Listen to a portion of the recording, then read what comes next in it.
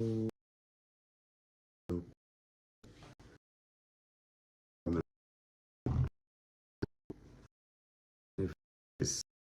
10 a.m. here.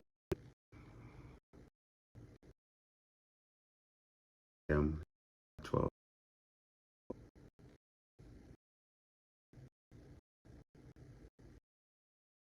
And the reason I'm live at this time is because I know fit sleep. I need for that close to close. I decided to take a quick nap.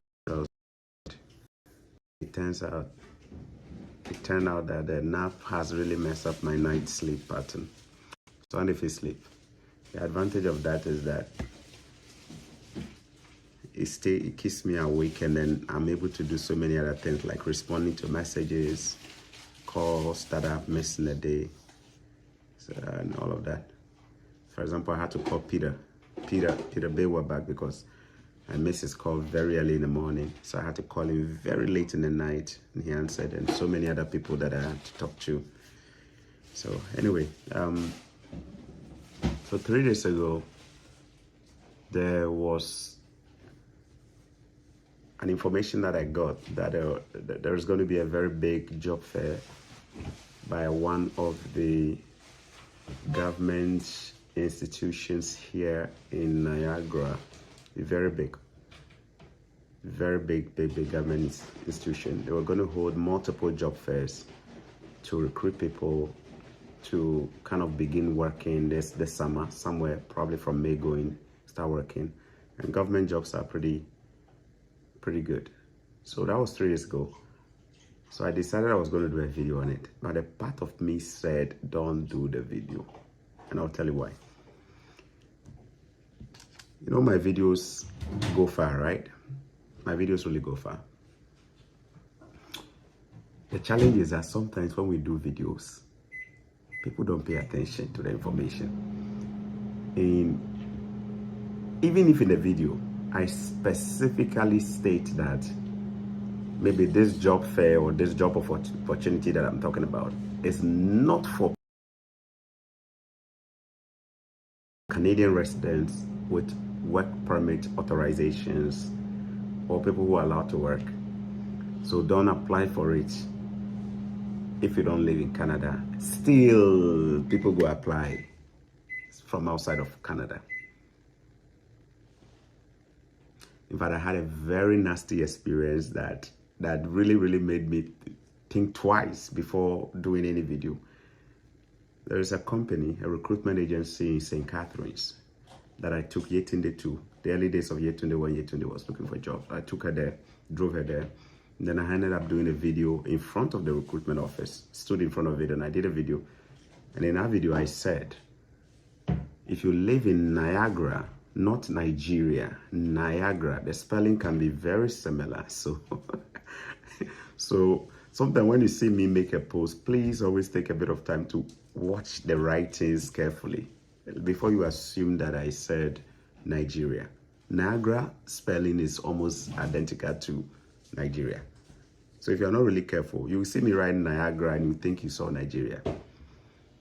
And aside from the writing, I also will put it in spoken words so that people can hear. You know, when I speak, I try to be as clear as possible. All right. So I said it in the video that this recruitment company operates in different parts of Ontario or Canada. However, they are based in Niagara at this moment. They have an office in Niagara. So anybody who is in Canada with work permit, authorization to work, or anybody who is in the region of Niagara where I live, and you have work permit, you should consider applying to get jobs through them because they are recruitment agencies. They can actually hook you up with jobs. Easy, like odd jobs, easy to get you by. But I used to work through them. When I came to Canada and I wasn't finding a job, I went and I registered with them, and within 2-3 days, they hooked me up with jobs. Even though some of those jobs were really nasty jobs that I didn't like, you know, but at least it helped me to get by. So I did a video. My goodness. Whatever followed after that is called stress. Stress, you know, stress. Before I could drive Yetunde to get home, Yetunde was calling my lama. Say, Choco, The place that we went to drop our thing, you know, they've been calling and calling and calling. I said, okay, what's the problem? They say their office lines have gone crazy. People are calling. People are calling their office line. And so they are wondering, what did you do? And so when they asked me on the phone, when they asked her on the phone, she didn't even know what to tell them. They want my number. The company is asking for my number so they can speak to me to find out what exactly I did, that their office lines have have gone mad. So I told Yetunde to give my number to them so that they can call me. So they called me. And the guy was not happy at all. He said, buddy, we looked through the CCTV camera. We see you were standing in front of the building. What were you doing? What did you do? All of a sudden, our phone lines have gone crazy. What did you do? I said, well, I promoted you guys. I did a promotion telling people who are in Niagara that if they are looking for jobs, they can come and register with you guys. Say, buddy, but no, we are getting calls from Nigeria. We're getting calls from Ivory Coast. We're getting calls from Burkina. We're getting calls from Syria. We're getting calls from everywhere. What did you do? I said, please, I didn't tell them to apply if they are not in Canada.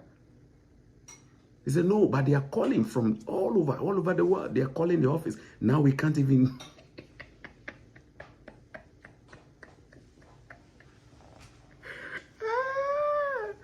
My goodness. Sure, people make word, oh. People make word. So the moment I say job, especially when I make a mistake and I put the phone number there, or I show the phone number of the, oh my goodness, you can rest assured people will not watch the rest of the video. Everybody will just go and call. So what did I do? I had to tell them that, please, the original video that I did, the original video that I did, I specifically said if you live in Niagara or any part of Canada and you have work authorization. In fact, I specifically even said do not apply if you don't live in Niagara region. Work authorization. Caution people. So I quickly had to give him a go and watch. Then he said he would. So then he watched it. Called me back. And when he called me, he said, actually, you I don't know why your people are calling. They are calling for visa. They're and asking for visa. We don't know none of that, buddy. Forgive me. I think the blood my people. Somebody might be wondering, why is Chuck in this in all this old video? Because this other big that I saw, and the government that is going to do massive recruitment, and the job fair is happening in Niagara region where I live, Niagara. That can't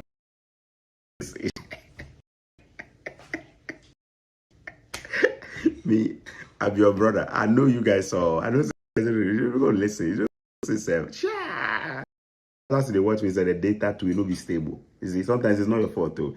The internet connection is so poor. So by the time the connection, as they talk now, they do like this.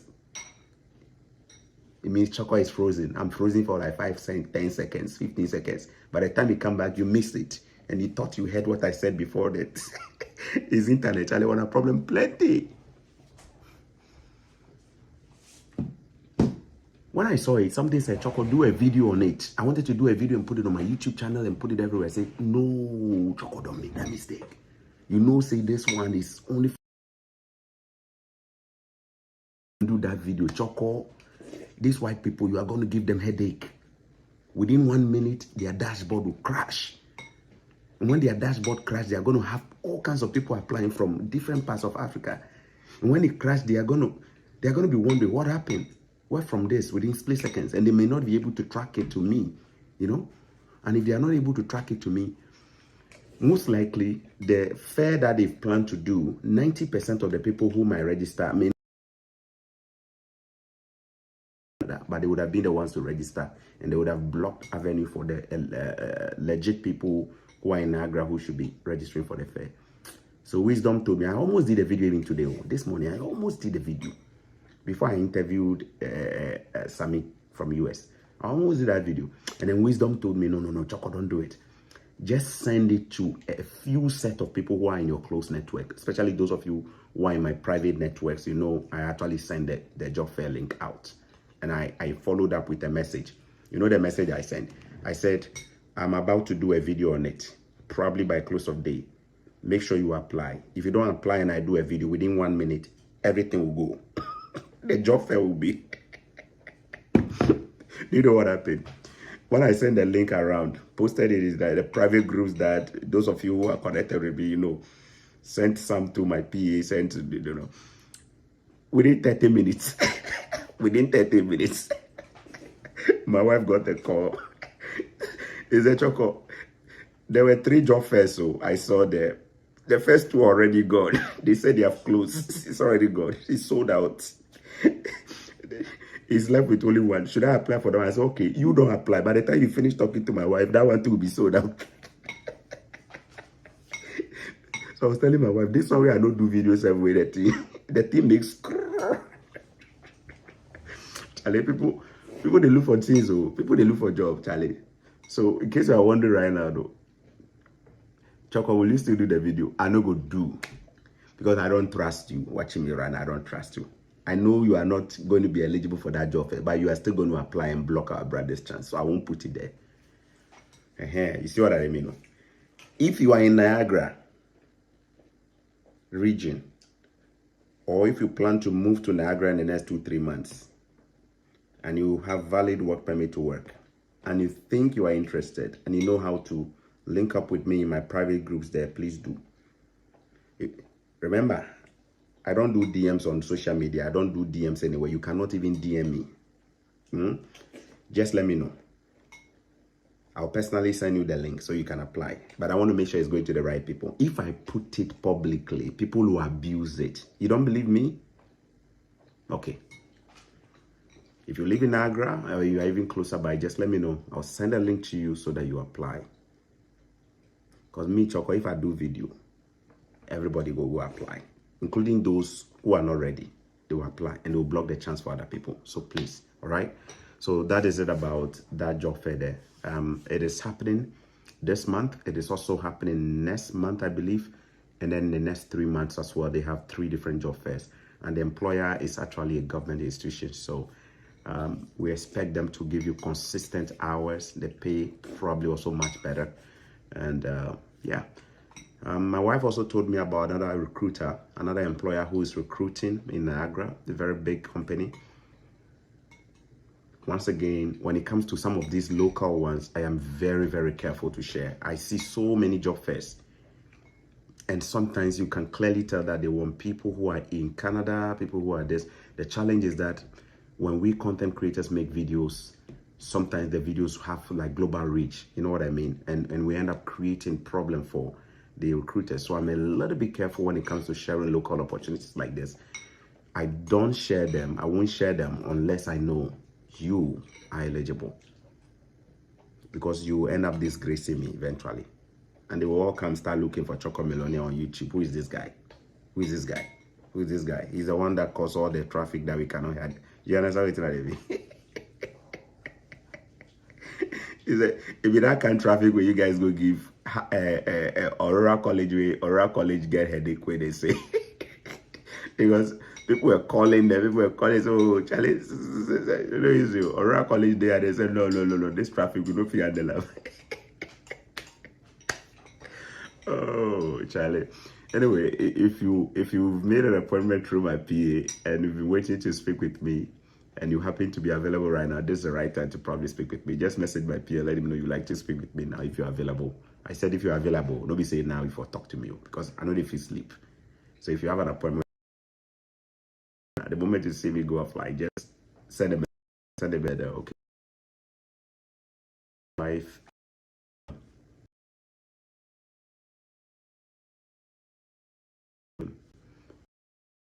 To my work permit pending,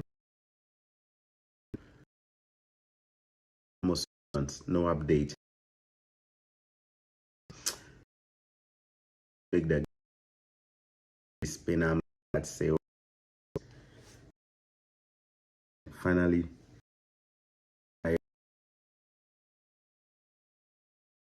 and say, no, let's do this after the night. I'm talking about, and then within 24 months, 2 days. That's it. And a video is to talk millionaire. Chacho millionaire.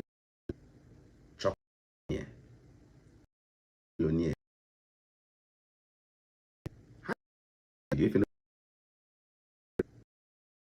find it, channel on YouTube. A lot of people don't know how to release things on YouTube. So probably let's demonstration to make that.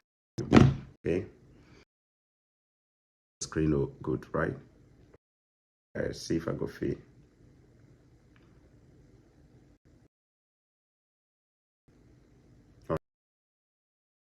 Where is YouTube? This is YouTube. Search bar that is on that on YouTube. And my name, CHR, like I just did right now. You see? You type that on YouTube and then you run a search. So I'm running a search. When you run a search, it brings you to this side where you see me wearing suit right here like this. Me wearing suit. And then you see my name as well there, right there. You want to click on the suit. You see that? Click on that. When you click on it, it takes you to what we call the home page. Think of it like your main page, right?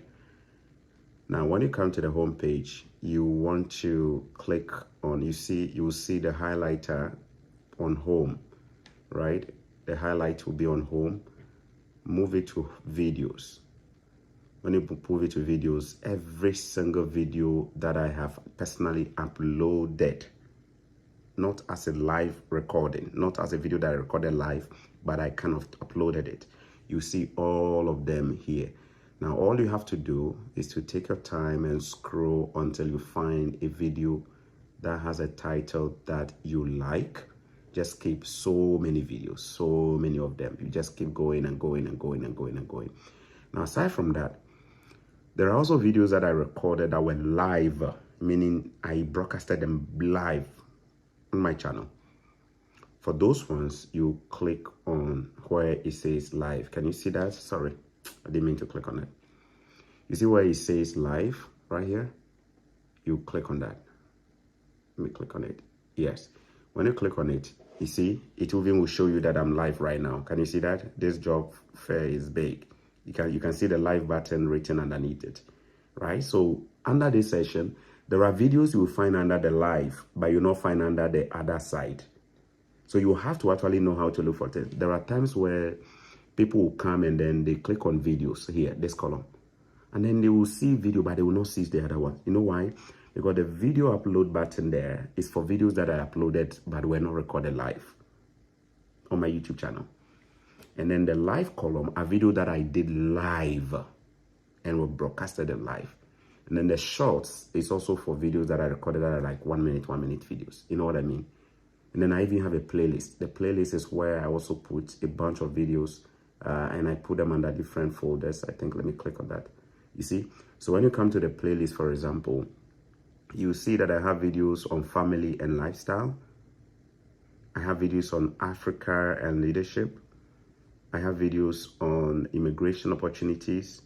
I have videos on real estate and starting and smart living. I have videos on schooling in Canada, so many. And it will tell you how many videos I have in some of the folders. I used to put all the videos in those playlists. I stopped doing it. But the live and the video session is what? Do you know why I'm taking my time to show you this? Because a lot of people don't know this. A lot of people don't know this. Being honest with you, a lot of people don't know this. They go on YouTube, they say they are looking for something, and they will just keep searching and searching and searching. They can't find it. Before they realize they are watching one US person's video and then they've wasted their data because you are not a fisher. You don't know how to search what you're looking for. It is turn on the notification, and when you watch a video that you like, always hit the like button under the video. What it does is that anytime you're looking for that video, it's much easier to pull up again on your YouTube. Okay, after I talk like this, don't listen. You know me, I produce videos plenty. You know me. You know say my videos plenty like Shatawale in album. You see, okay. So if I talk this thing, don't take it serious. Today we are talk. No? You will come next week, be asking me, Choco, that video you did last week, where can I find it? And I'll tell you it is here. It is here. I'll tell you it is here. Because me, I don't go looking for video for anybody. Because I cannot beg anybody to like, I cannot beg anybody to subscribe, I cannot beg anybody to even comment. I can't. So if you on social media, you don't know how to, just imagine, for you to like a video, we have to beg you. How is that possible? You are not paying me for this thing, for God's sake. We spend time to create these videos, to educate ourselves. Not only that, to create videos that are solid. So the least you can do is to subscribe, hit the like button, and follow the person, so that whenever the person posts something, you see it. The way immigration day, time is very key. There are some information when it comes out, you have to act on it with it. Those of you who are watching me and you live in Canada, especially, let me talk to those who live in Canada. Some of you live in Canada, you're already students, you have finished your 1 year studies, or you are about to finish your 1 study. You are the ones who actually need to follow serious content creators like, you know what I mean? Because sometimes you are at work, you don't have time to even watch video. Sometimes you are busy. But sometimes it's these notifications that can actually tell you that something has been released. Because there are some information when they come within the first 30 minutes, Charlie, you have to act on. They will be launching, they will be opening the OIMP, Ontario Immigrant Nominee Program. They will be opening it very soon. So the day where they go open them, where they go launch and make people apply, if me I do video on them, you don't make I can beg you say it is a cheer, forget. Me already get my citizenship. I don't need permanent residence. Is it what I mean? So you wait to follow, you don't want to make with the beg you say you go follow. The nonsense at shower channels there, you hit on subscribe button, they go show you more nonsense. Correct channels there, you don't want to make with the beg you before you subscribe. Some of you say before beg you before you go they hit like button. Me I know they beg nobody. Well, if you know like self, if you they like self, dislike a video, I know they care. I still go to do them. Even if there's nobody to watch me, I still go to do the video. You hear what I talk? I say, even if there's nobody watching, if there is zero, even my wife said no, they watch, I still go do the video with more energy. Because I know at the right time, you will come back. You go bust your brain where you will come back. How many of you haven't been running away from my videos for more than 1 year? Anytime a video can, what do they do? You swipe, you move. No be so? You swipe. How many of you see the video pop? So oh, this guy, tell you come back, go back, maybe hook you, back. And they tell you. Because our videos are spiritual. Our videos, they are not just mere videos. So watch other content creators out there. Do I look like them? Do I look like somebody who is coming to do clickbait business? No. No. My content be so different. No be so. Because I was born different. My eye can be red for no reason. I was born different. Everything I do is different. So me, I know they waste anybody in time. I know they can't do video to clickbait anybody. So if you come away, you want somebody to be begging you, wrong channel, go somewhere else. But me, I can tell you one thing for a fact. Those videos you have been skipping, it will hook you, you come back. And when it hooks you and you come back, you'll be looking. Some time ago, I saw this video on Choco Millionaire's channel. Now I cannot find it. Sure, that time when he talk, I'll be sitting here scratching my balls. You see, I'm going to be scratching my dirty balls. I don't get time to give you self. Because I don't understand why you don't want to take action. Simple as that. You know that they talk. I just showed you how you go find my video. So, okay, no final. Can they ask nonsense questions? This I go answer you.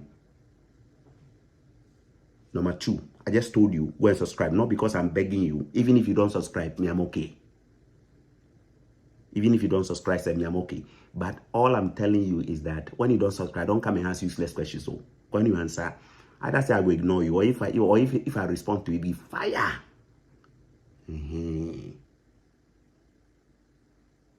Like the video. Don't like it. Even if you don't like it, there is another button on the like aspect. They call it dislike. Even if you don't like it, dislike me. I'm the only content creator telling you to dislike my videos. You think if you dislike it, it will kill me? Sure. It will kill myself. You know why? Because I don't come here to waste nobody's time, man. Watch every single video I put out there. Loaded with serious content that revolutionizes the mind. We're not here to joke. You see what I mean? We're not here to joke. So do what you have to do, man. 2024. Don't waste nobody's time. Don't waste nobody's time. Don't waste your own time. Don't waste your data. Know which channels to follow. Not every channel is worth following. Some channels out there, they're doing stuff because they're doing business. It's not business we're doing here. We're having real impact. Our videos are more than jackpot videos. Our videos are more than visa videos. Our videos are more than just coming to Canada. Watch it carefully. You will see it. The videos are more than just coming to Canada. And if it is something you like, do what you need to actually make sure you're sticking through. You got it? All right. So that is me on my normal rant. And I'm making sure I smile. Because the last 2-3 minutes, somebody said, oh my God, all of a sudden the guy is angry. He's not angry. He's passionate. He's passionate. You see what I mean? I'm not angry. It's called passion. I'm just passionate. Yeah. And when I'm serious, that's how I look. Yeah. In this same video, let me use this opportunity to talk about something. Tomorrow, I intend to do a video. Did I say tomorrow? We're already in today, January 12th. Okay, so later today, January 12th, I intend to do a video. Make time to watch it. It is a video that I think if you live in Canada as an international student and you did a 1-year program and you are stuck and you don't really know which way to go to get your PR, or if you are about finishing your studies, you're not sure if you should do a 2nd-year program. Should I go do another 2nd-year program so I can get a 3-year postgraduate work permit? You really want to stick around and watch that video, okay? Stick around and watch it. I believe it will be a very, very good video to help many of your brothers and sisters there. So as usual, make sure you're subscribing. Make sure you are following. If there is a notification button there to activate to get alerts, make sure you do so. Or when it's done and you come and ask useless questions later, now I'll give it to you you will go land for the wrong side. All right. So look forward to that video today. If God gives me the strength, I will do that video today. Okay. Let me talk about something else far from Jackpot. You may have seen videos out there on Prophet TB Joshua. It's trending on YouTube. Everywhere it's trending. People are catching cruise with it. To be honest with you, I haven't even bothered to watch any of it, the documentary. I haven't, because I don't need it. But there's a reason why I'm not bothered. I'm not bothered because as a Christian believer, I have come to the point where I do not center my Christian life around religious personalities. What I'm trying to say is that I could not be bothered by even the greatest man of God in this world, because they are not the reason why I'm a Christian. The reason why I'm a Christian is because of the Lord Jesus Christ. Christ is the centrality of my faith. And just like the apostles said in the Bible, if anybody else comes to preach something else that makes them look like the centrality of it, you got a wrong faith. The reason why many of us, our foundations will be shaken when something happens to a man of God today, or there is a rumor out there by a man of God or a man of whatever out there, is because these people have become personality cults in our life. If I was to be bedridden today with some serious sickness, I'll be desperate for a solution to a healing, isn't it? I'm pretty sure when my family tells me they want to take me to a man of God in Israel or somewhere else to touch me and heal me, I will go, isn't it? Because our frail bodies, sometimes we get so broken that we need healing, physical healing, spiritual healing, anything. And that is where men of God come in. But how do you know which one is of the Spirit and which one is not of the Spirit? How do you know? Well, the same scriptures that we read gives us a criteria. He said, look, if every spirit that is not of him, you will know. And if you are his child, the Holy Spirit will bear witness that you are his child. 10, 15, 20 years ago, I probably would be falling for men of God and be chasing them around left, right, and center, trying to pick their crumbs and clean their shoes too. Not anymore. The pastor in the church is as good as just my spiritual shepherd. And he's only as good as my spiritual shepherd because whatever he does ought to strive to conform to the standard of Christ. If the pastor deviates, I won't be surprised. Why? Because I know he's a flesh. He can mess up. But where the doctrines actually significantly contradict, then I have issues. I'll think twice. But if it is a lifestyle of the person, I won't be surprised if they fall. In fact, me as a content creator myself, sometimes I get all those hypes too. Oh, Choco, you are a different guy. Oh my God. Are you even a human being at all? Choco, you must be an angel. Choco, you are too much. Choco, you are the Moses of our time. Choco. Do you know how tempting it is for those things to get into your head? But me, I've psyched out my mind that I cannot be romanticized by those things. So it doesn't even move me. Sometimes when I see them, I don't even respond. Not because I don't like people complimenting me, but I know the danger. There is a thin line between, falling and thinking yourself as a god versus, you know what I mean? To the point I guess, sometimes when I meet some people, the first thing they want to do, no disrespect. Some people want to hail you beyond, no, I'm very careful. I will not stop you from doing that. I will not stop somebody from seeing me and kneeling down, Choco. But I'm trying to say that spiritually, I am so careful not to fall for those things. 2, I am also careful not to even project myself beyond what I am. I am not an angel. I will never be an angel. I have a smelly armpit.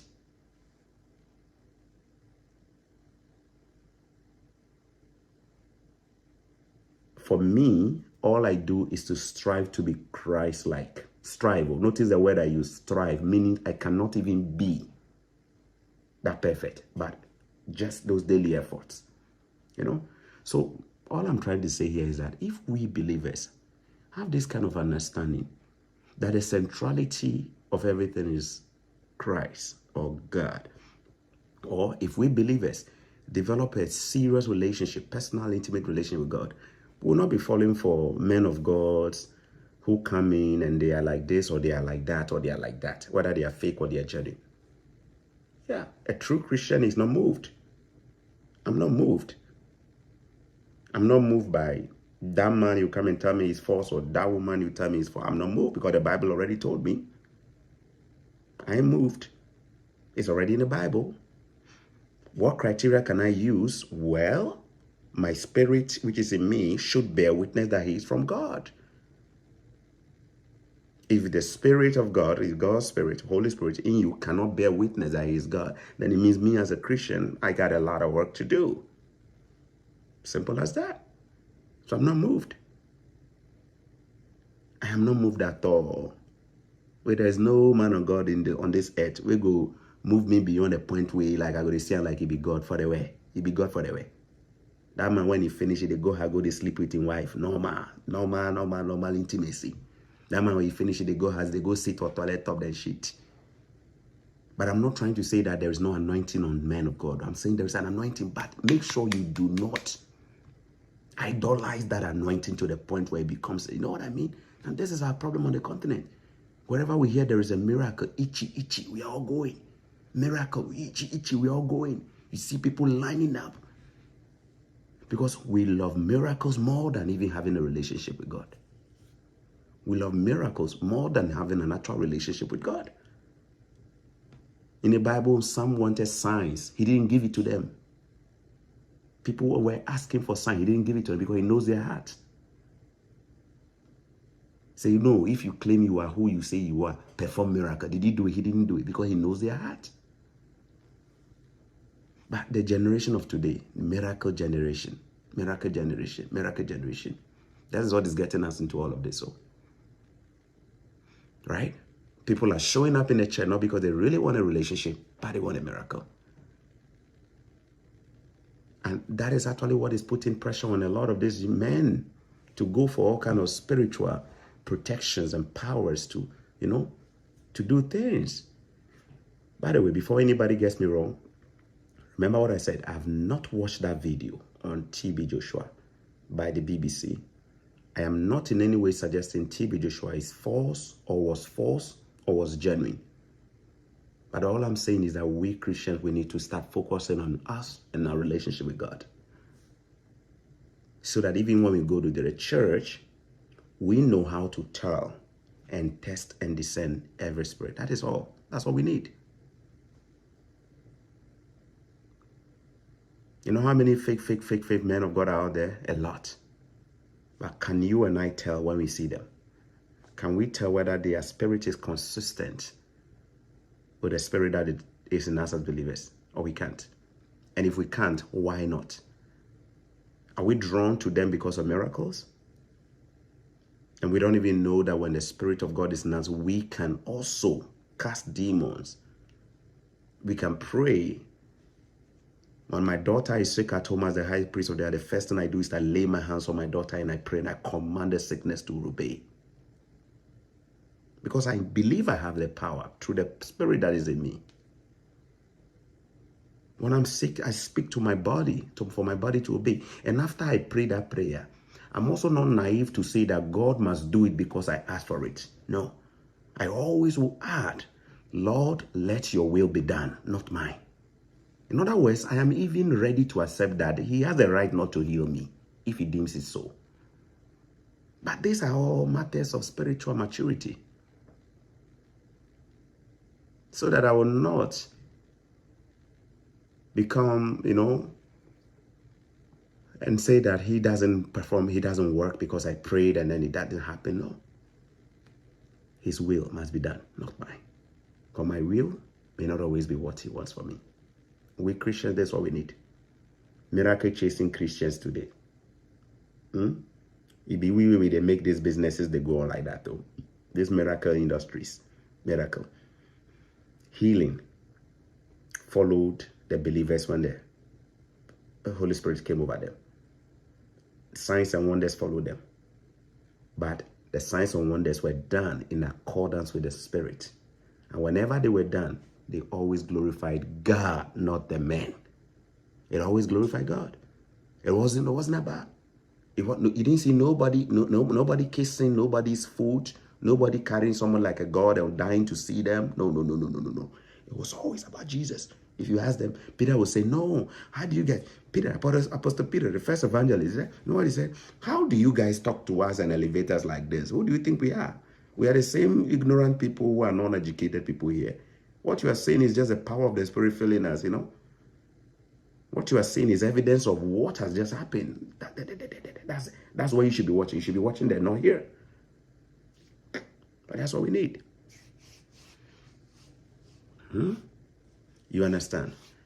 Ali Kenyan, the Bible tells us that when the Lord Jesus Christ was raptured, he told us that he will send us the helper.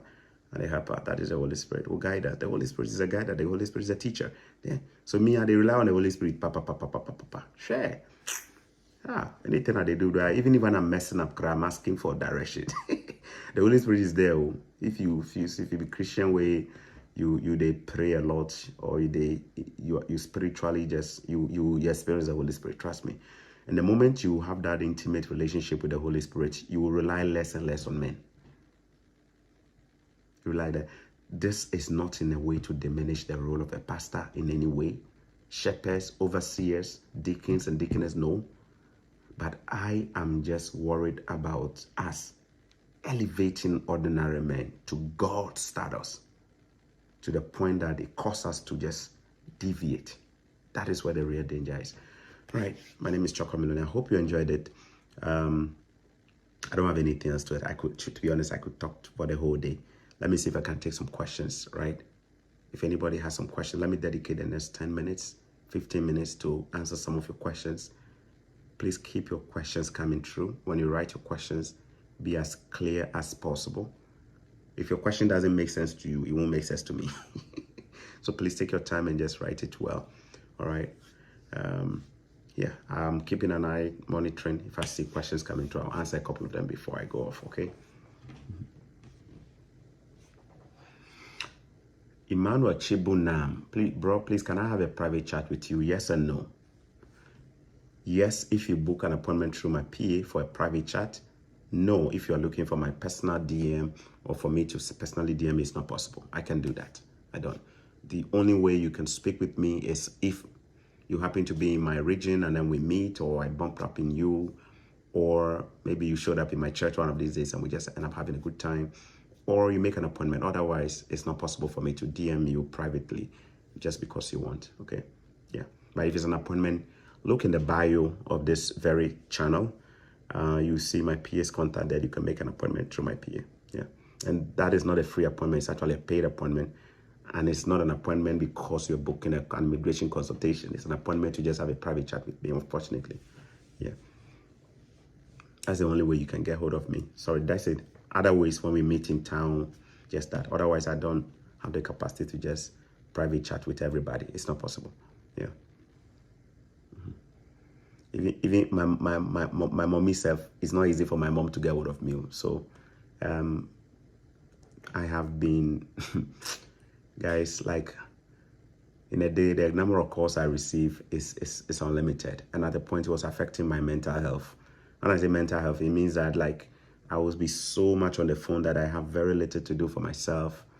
And at a point I had to just make sure that I was using my time well to stay healthy as well. So it is impossible for me to DM you one-on-one unless it's through a booked appointment through my PA. And I've said it multiple times. I put my PA's number in the bio. I encourage you to start checking the bio.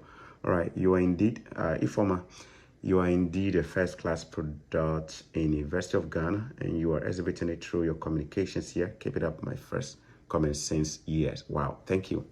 My video got you to comment in so many years. God bless you. I really appreciate that. Keep your comments coming. I'm looking for comments. AM Sachs. Please, Mr. Choco, how long does it take to change my visitor's visa to working visa? It could take as long as possible. Well, it depends on the route you're using. If it's an LMI, you know, to a work visa, visitor's visa to a work visa, you could do it through your spouse if she's an international student. He or she's an international student. That one is an easy one. Straightforward. You could go to the border, especially if your partner is enrolled in school. You just have to show proof that your partner is enrolled in school, has started a program, and you have your marriage certificate, your passport. You've done your upfront medicals. If you want a visitor visa, you need to do an upfront medicals if you're changing it to a work permit through your spouse. That's one way. There are also people who are permanent residents in Canada and they file for their partners who are not yet in Canada as permanent residents. And so whilst they file for them for permanent residency, they still want them to kind of come in early and get a work permit or so. So if your partner, in fact, there was one person I had a chat with this evening, and the person was saying, look, I'm a permanent resident, sponsored my wife for permanent residency, and she got a visitor visa, but I'm more interested in changing the visitor visa to work permit. So yeah, if you have a pending permanent residence application for your partner and they are on a visitor's visa, you can apply for a work permit for them. All right. Question of how long, it always comes down to the visa officer processing and the volume of applications inside the database at a given time. You heard me just talk about somebody changing, getting their work permit, almost 6 months, no update, and the person was actually in Canada on a visitor's visa, right? But once we put some few strings here and there was a solution, and within 2 days it was approved. So some people are lucky, they could get it within a month. Some people could get it within 6 months. Some could take even close to a year. I can't say for sure because it changes. It always changes. The processing time changes, and it depends on the volume of applications inside the database of the IRCC at a given time. So you always have to be checking. The most important thing is that you ought to know what the processing time is. In terms of the normal processing time for student visas, for example, it's mostly 3 months, isn't it? So if you know your study permit has gone beyond 3 months, then you know something is wrong. Or maybe you can start asking questions and probably start raising a query through the IRCC portal or maybe through the appropriate channels to get a feedback, right? But for a visitor visa to a work permit, it depends on the route you take. Is there an LMI you want through a company? Is it a work permit, visitor visa to a work permit through your spouse who is an international student? Or is it a visitor visa to a work permit through your spouse who is also on a postgraduate work permit? Or is it a visitor visa to a work permit through your spouse who is a permanent resident and is also far for you to be a permanent resident? It depends on which way, right? But among all of it, a flag polling could be easier if you meet the requirement. Notice the way I made my face. If you meet the requirement. And I've done a video on flagpole, so I won't use this time to talk about that. Just go on YouTube and type Choco Millionaire and even add the word flagpole. You'll see that video. Take time and watch it. Take time and watch it. Yeah. All right. I hope I answered some of the questions here. Darius Tech. Please, Mr. Choco. This is my name, dear. People know the fee spelling right too. Choco. Okay. Please, Mr. Choco. I'm from United States. I think that's what you meant there. I'm from US based on the flag. Okay, let me take your question. Oh, sorry. This is Liberia one. The flag there, I should count the number of stars. Lone Star. It has a Lone Star. So Lone Star is always LIB, right? If it's a Lone Star, you know Liberia's flag is almost like the US flag. But if you see the Lone Star, you know Lone Star are only for LIB people. For my people in Liberia. So yeah, Lone Star are Liberians, yeah? All right, so my brother from Liberia, Darius Tech, how you doing? Let me take the question before other questions come through. Yeah? Just bear with me there 1 second. So you have a question here for me, Darius Tech. Please, Mr. Choka, if I'm from Liberia, West Africa, where can I get Canada student?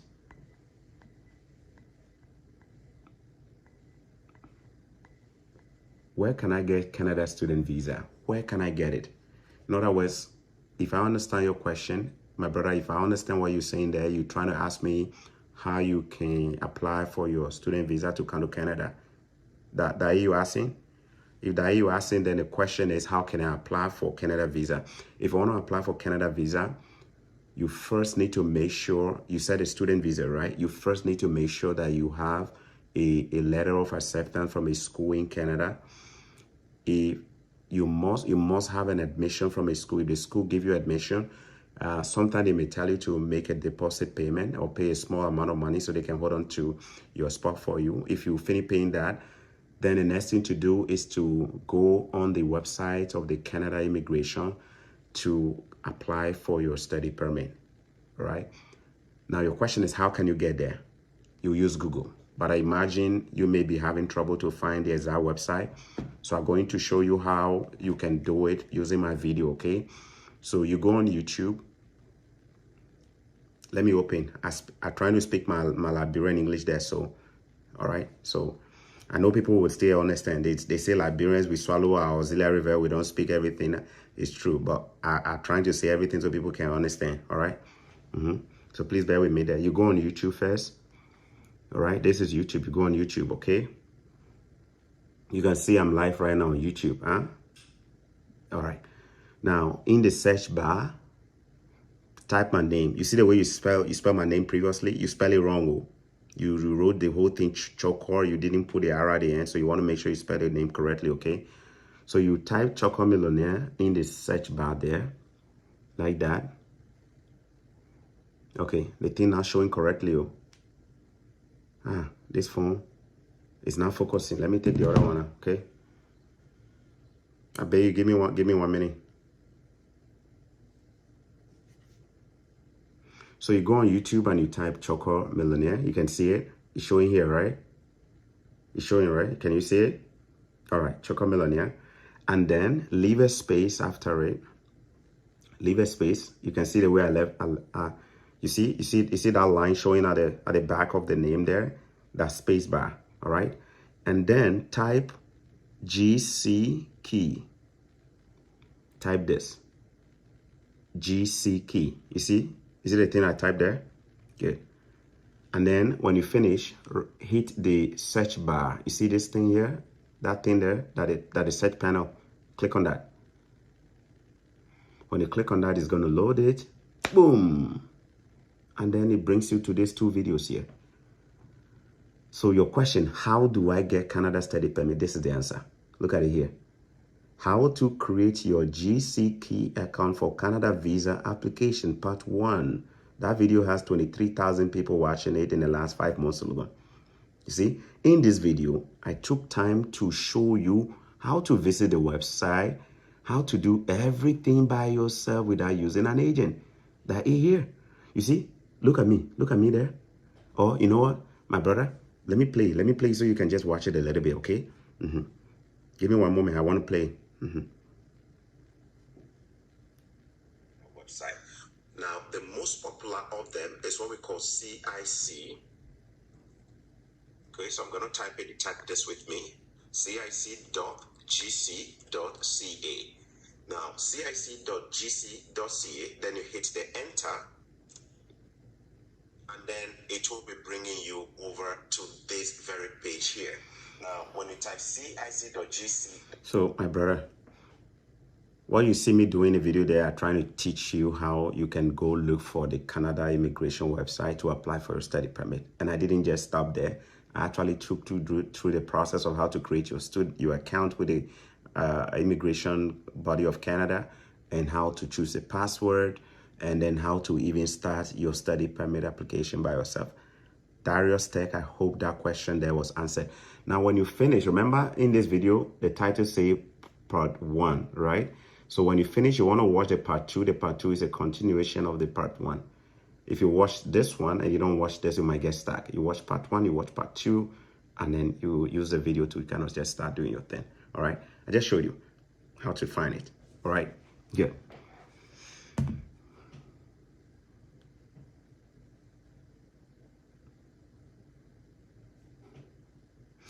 Let me take this question. It's not fair. This question just came. Charles from Doha, Qatar. You're a Kenyan carpenter. All right, Charles, let me take other questions before coming. I took that question from a Liberian brother. Say hello to everybody in Liberia for me, especially people in Monrovia, New Georgia state. I know some people there. Haven't talked to them in a long while. Yeah. So let me go back and give me 1 second, guys. All right.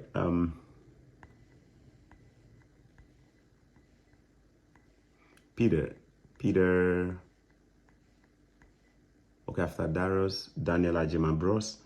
Bro, as an individual student applying for work permit for your spouse and kids, do you use the same IRCC account or your spouse? Yes, you can use the same IRCC account to apply for the entire family.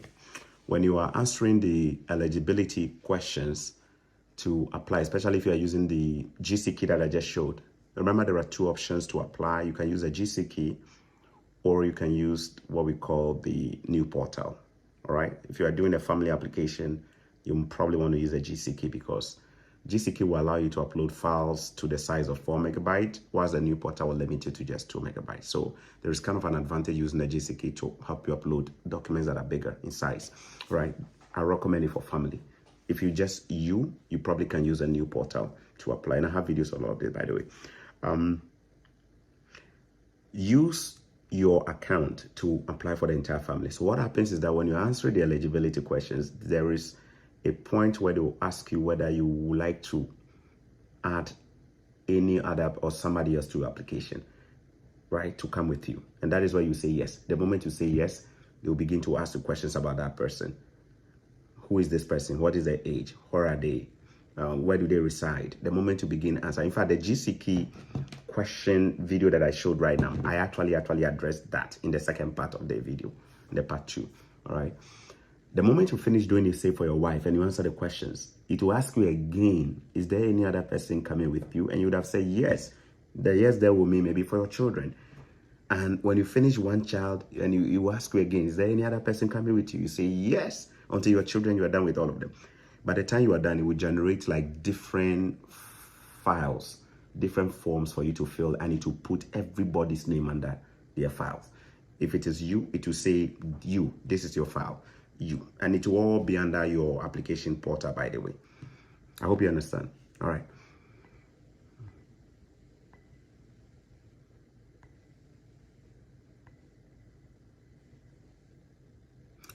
Rolando Pintro, thank you for your gift of your personal time.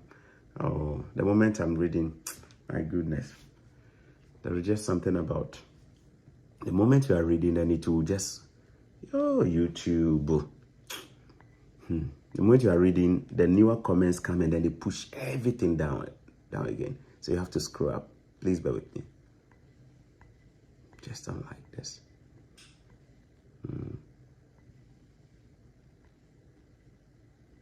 Okay, Peter Mungai, Choco with about 18K card, which is 18,000 Canadian. I know it is not enough for Holland College fee of certificate personal support course of 13K. Oh, it's gone again. Yeah, guys, keep reposting your questions until I catch them, because the way the thing do it. Okay.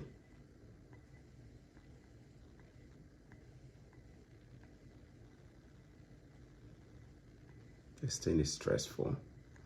And this is a part that people will not see, by the way, especially those who will be watching the video in the next 1 day or 2 days. They will insult me well in the comment section. Your videos are too long, right? They don't see the life aspect of us trying to catch up. They will just come and insult us. Hi, this thing, easy.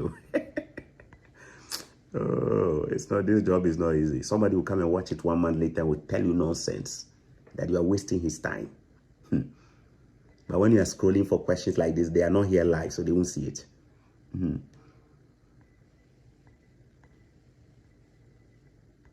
still looking for that gentleman's question on Holland. Okay, but I know will not be enough. And still, oh my goodness, this is stressful. It's not looking any funny anymore. It's not looking funny. All right, guys, I'll catch it as they come on the screen and I see them. I'm trying to be fair by going back to make sure I don't skip people's questions and catching it. But the way it is, I have to just be reading live on the screen. It's stressful doing this on YouTube, to be honest with you. Ijoma Divine Onyinwe. Hey Choco, good morning, sir. Please, I need to connect with you. I have not been able to pay my application fee from Nigeria. I've done everything I could, but pay has become an issue. Okay, I hope you watched this earlier on. I discussed how people can reach me. I hope you caught that there.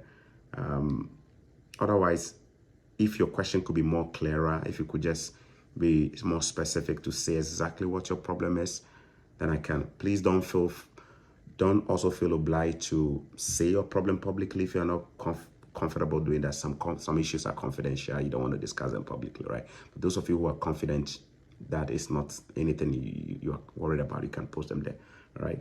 So, Ijoma, I wish you had said exactly what you said. You can't pay your application. What could be the reason?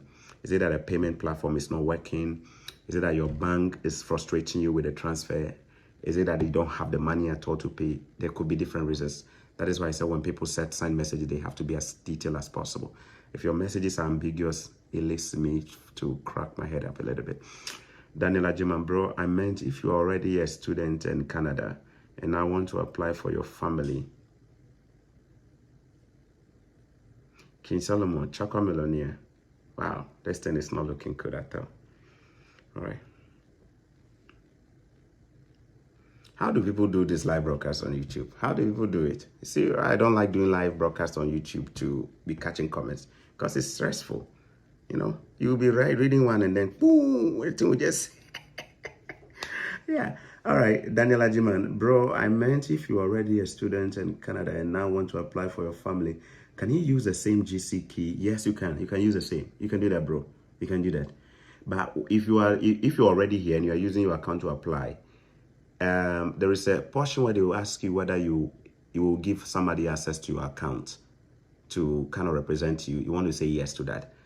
When you do that, it will give you a form that is called the representation form, right? It's a form that shows that somebody else has been appointed to represent you or something like that. Even though you are not a lawyer, immigration consultant, you can actually represent your wife in opening and accessing her account. So basically, because your wife is going to do it through you and you already in Canada, your wife is in Africa, you may want to be the one to have that representation form sent to your wife for her to sign, fill it out, sign, scan it, send it to you, and you upload it so that the officer will know that your wife has given permission for you to actually kind of access her account through yours. You understand? Yeah.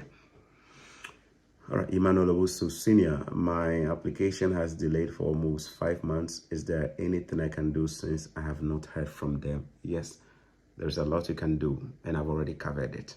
And I know you go back and watch it, and you don't like that.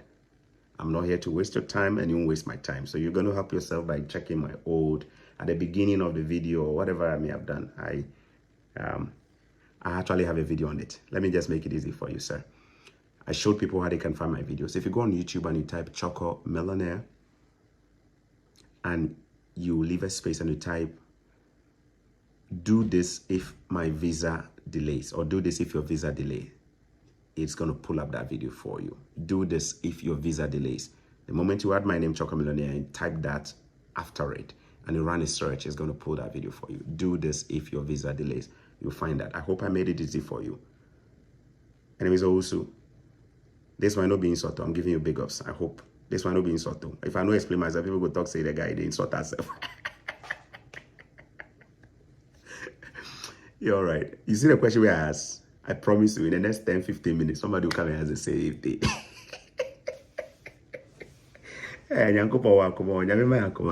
All right. Monique Hairline and Co. You're watching as well. Prince Kujo. Agbomaji.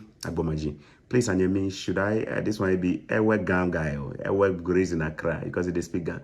Please, Anyemi, should I enter Canada with a 2-year LMI contract? Can I apply for a PR after also applying for my family to come join me? Yes.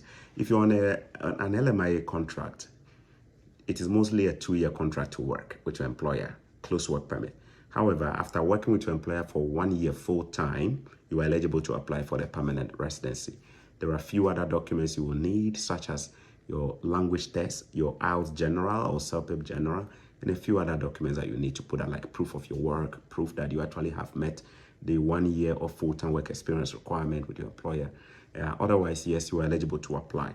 What type of permanent residence do people with LMI normally apply for? They normally apply for what we call Canadian Experience Class. Does Choco Millionaire have a video on that? The answer is yes. If you type Choco Millionaire and you add Express Entry, all you need to know about Express Entry, you find that video. Choco Millionaire, you leave a space and you type all you need to know about Express Entry. That video will pull up. I took a bit of time to explain the whole Canadian Experience Class, what you need to meet the requirements and all of that. I must be honest with you, I haven't done a video showing step by step how to fill the form itself. But it is something we can do if there is a lot of interest in that. And one of the ways you guys can do that is to like the videos. You see, when people like videos, it tells a content creator that people are interested. Do you know, those of you who have been with me for a while, all right? I want you to observe something. There are 4 areas I cover on my channel. One is immigration related stuff. Even though I'm not an immigration consultant, I don't post to be one. I just share personal experiences, myself and other people's, right? And sometimes doing a little bit of research here and there. So immigration is one. The second area I cover on my channel has to do with wealth creation. Not pretending like I'm a Dave Ramsey or a millionaire or something like that. But a little that I know, I share.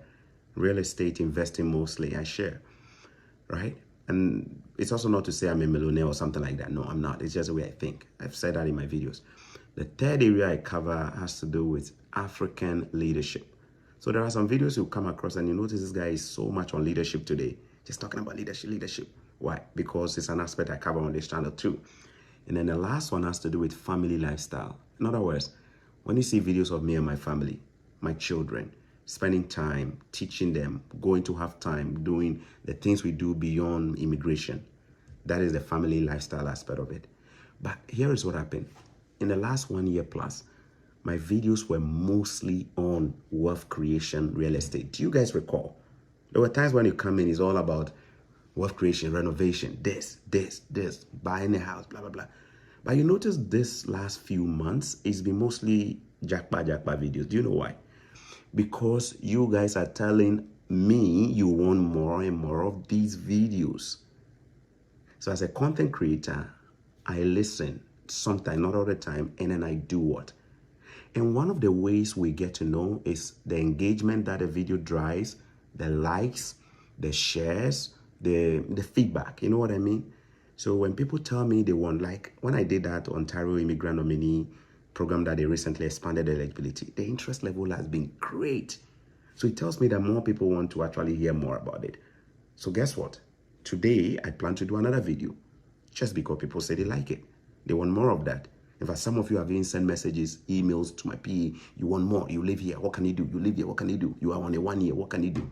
So it tells me as a content creator that this is an area. Otherwise, what is good for me may not be good for you. I could literally come and sit here and talk all day about African leadership. Is that really what you want? Maybe not. You tune off.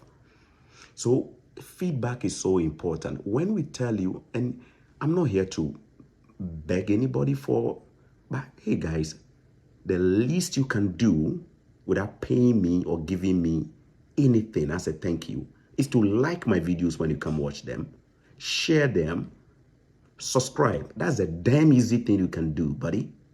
If you cannot do it, go sit somewhere and kiss your hand. You know what I mean? It's simple as that. I'm not asking anybody for money. I'm not asking. We use that to generate the feedback to know whether people like the videos or not. By the way, on the same side of the same like, there is a dislike button. Even if you don't like it, hit the dislike button too. I will know you guys don't like it and I won't do it again. It cannot be so difficult. Why is it that I'm not? Look, I know myself. I don't create content like other people do. I don't come here to waste anybody's time. I don't deliberately do videos trying to get views. I don't do that. So why should we be begging people to just hit the like button? Your finger too will go take like, you fool rough. Kai. And then Jimmy sir. And they make good content creators, especially those that you're hoping that they will give you information, talk to you, then you want us to beg you, and then I don't do none of that stuff. Simple as that. Can I give you one proof? All right, let me give you one proof. Let me give you one proof, okay? Let me give you one proof. This is Choco Millionaire that I've just typed here. Oh, make I use this phone, okay?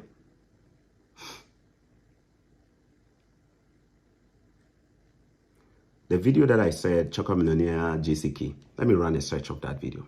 Pull it up and show you something. This is a video. How to create your GCK, okay? I'm going to click on it and show you something.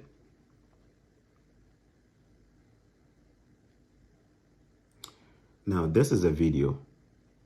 It has 23,000 views. At least it's been viewed 23,000 times. That's not bad at all, right? I have pinned something there. Pinned message. It means when you open it as the first message you see. All right? I said, if you like to see more do it yourself videos, in other words, more DIY videos on how you can do it, like this video, smash the like button, blah, that is it. All right, now let me show you what is on the second one too. That's the first one.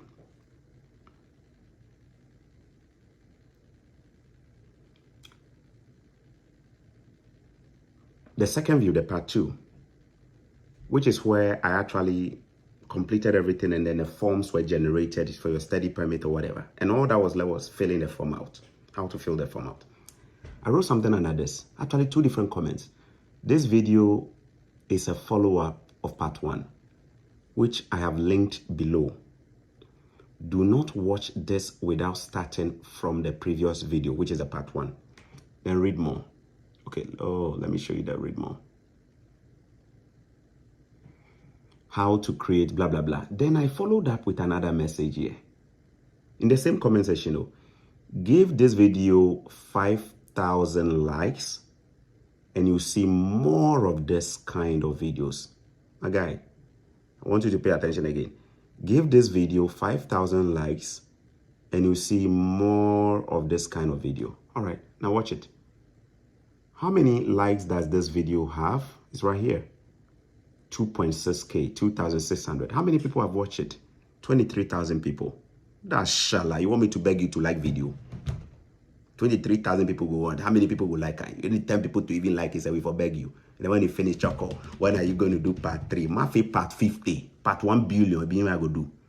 You go and pay the agent. When the agent collect your $3,000, you learn to use your finger correctly.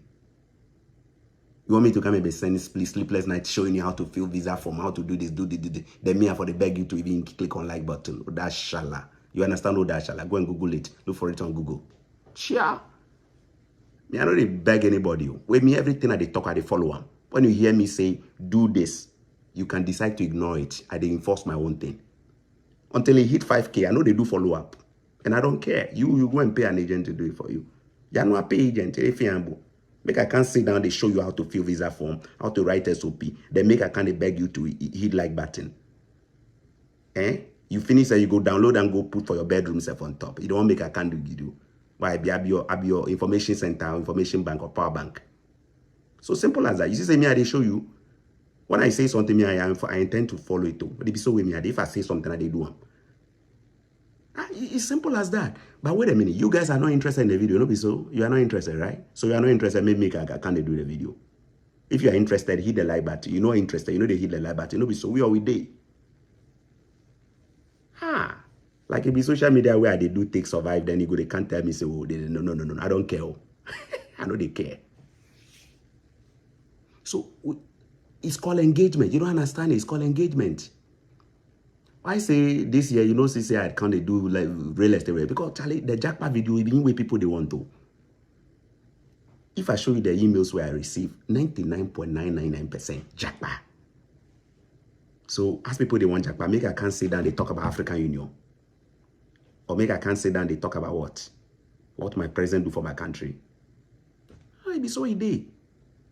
We use the engagement to derive the traffic. And people are just so selfish. They want everything for themselves. They don't want. Some of you will never meet me to even give me $1 in my pocket. So what else can we ask for you? Simple as that. With me, I know they beg nobody. I want you to know today, tomorrow, I know they beg nobody. And I'm telling you this. Me, I know what I'm putting out here. It's called solid information. You go and roam, you come back. I know. Because I didn't consult anybody to make them. I know. You see it? So when you're here, you for be real. Be real with me, I'll be real with you. If you like me, I will tell you. If you don't like the video, say, click on dislike button. I know ball. I know verse. At least you tell me you don't like it. I'll stop doing it. Let's be diligent, my people. That's what I want to say. Let's be diligent, all right? You see what I mean? When you're touching me too, I they wait. It is so. Yeah, it's hard. It's hard being a content creator for Africans. We are tough people. Africans are tough people. That is why you need a tough content creator like me to actually get the best out of you. You will not like me because I'm just too damn straight. Tomorrow, you will like me because I'm the person who can push you out of your comfort zone without you knowing. It is so. See other content creator where they pamper you like right. Me, you can't hear they pamper you. And they speak sense into your head. You go best your brain small. Okay, Kwabna Bain. You this your last name, the way you spell and they sound some way to me. Kwabna Bain. Anyway, sorry. Good morning, Choco Millionaire. My name is Maswell from Ghana. I'm a graduate and I've obtained my master's in internal audit. I would like to use a school route to jackpot to Canada. Can I use my master's certificate and transcript to apply for postgraduate programs? And which province has the less tuition fee as at 2023, 2024? Is it advisable to go through this? All right. You already have a master's in internal audit. You would like to use the school route to jackpot. You want to know if you can use your master's certificate alone to apply. All right. So postgraduate could mean different things. If it is a PhD you are applying for, then the minimum requirement is a master's degree, transcript, and certificate. But if it is a master's level program you are applying for, again, to do another master's, then the requirement is a minimum of a bachelor's degree or its equivalent. So even though you have a master's in audit, so long as what you're applying for is a master's, you still will need to submit your bachelor's, or if it's an HND or so. Some people have an HND and a top-up, then you have to submit it too. You cannot use a master's to apply for another master. The minimum requirement is a bachelor's. Do you see that? I hope that answers. Now the next question is, which provinces have the less tuition? I think I have a video on that. On my daughter's birthday, I released October 13, I released a video. And when you see me picking my phone, it means I'm trying to kind of go and show you that I already have a video. So Maxwell, what I want you to do is go on my YouTube channel, follow what I said in terms of how to comb through my channel. You don't have to watch every video. Just take your time, go to the video session.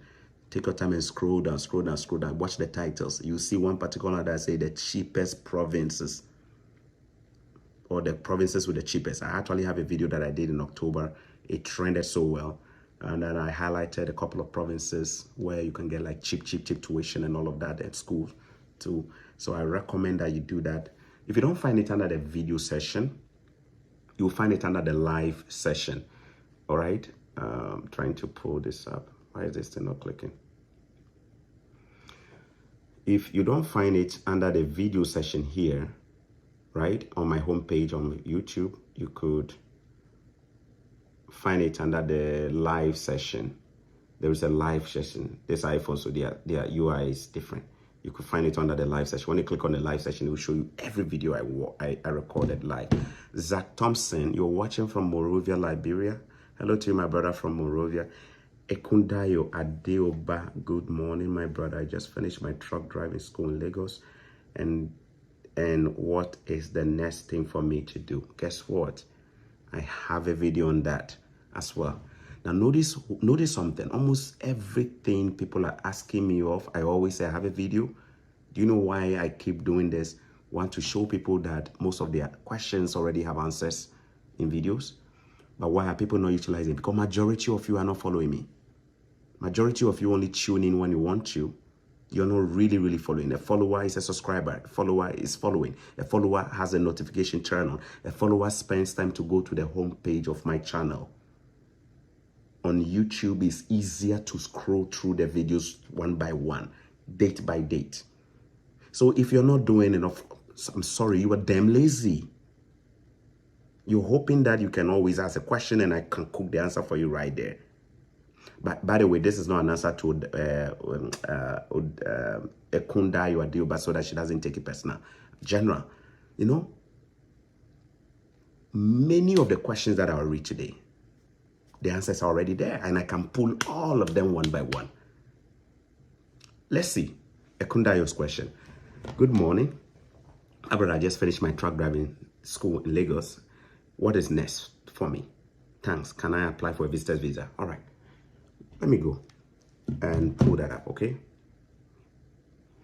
On YouTube, you type Chocomilonia, not Chocomilo, right there.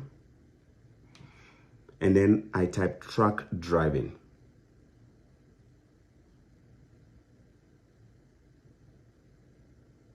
Job, truck driving job, Chocomilonia, truck driving job. And then I run a search.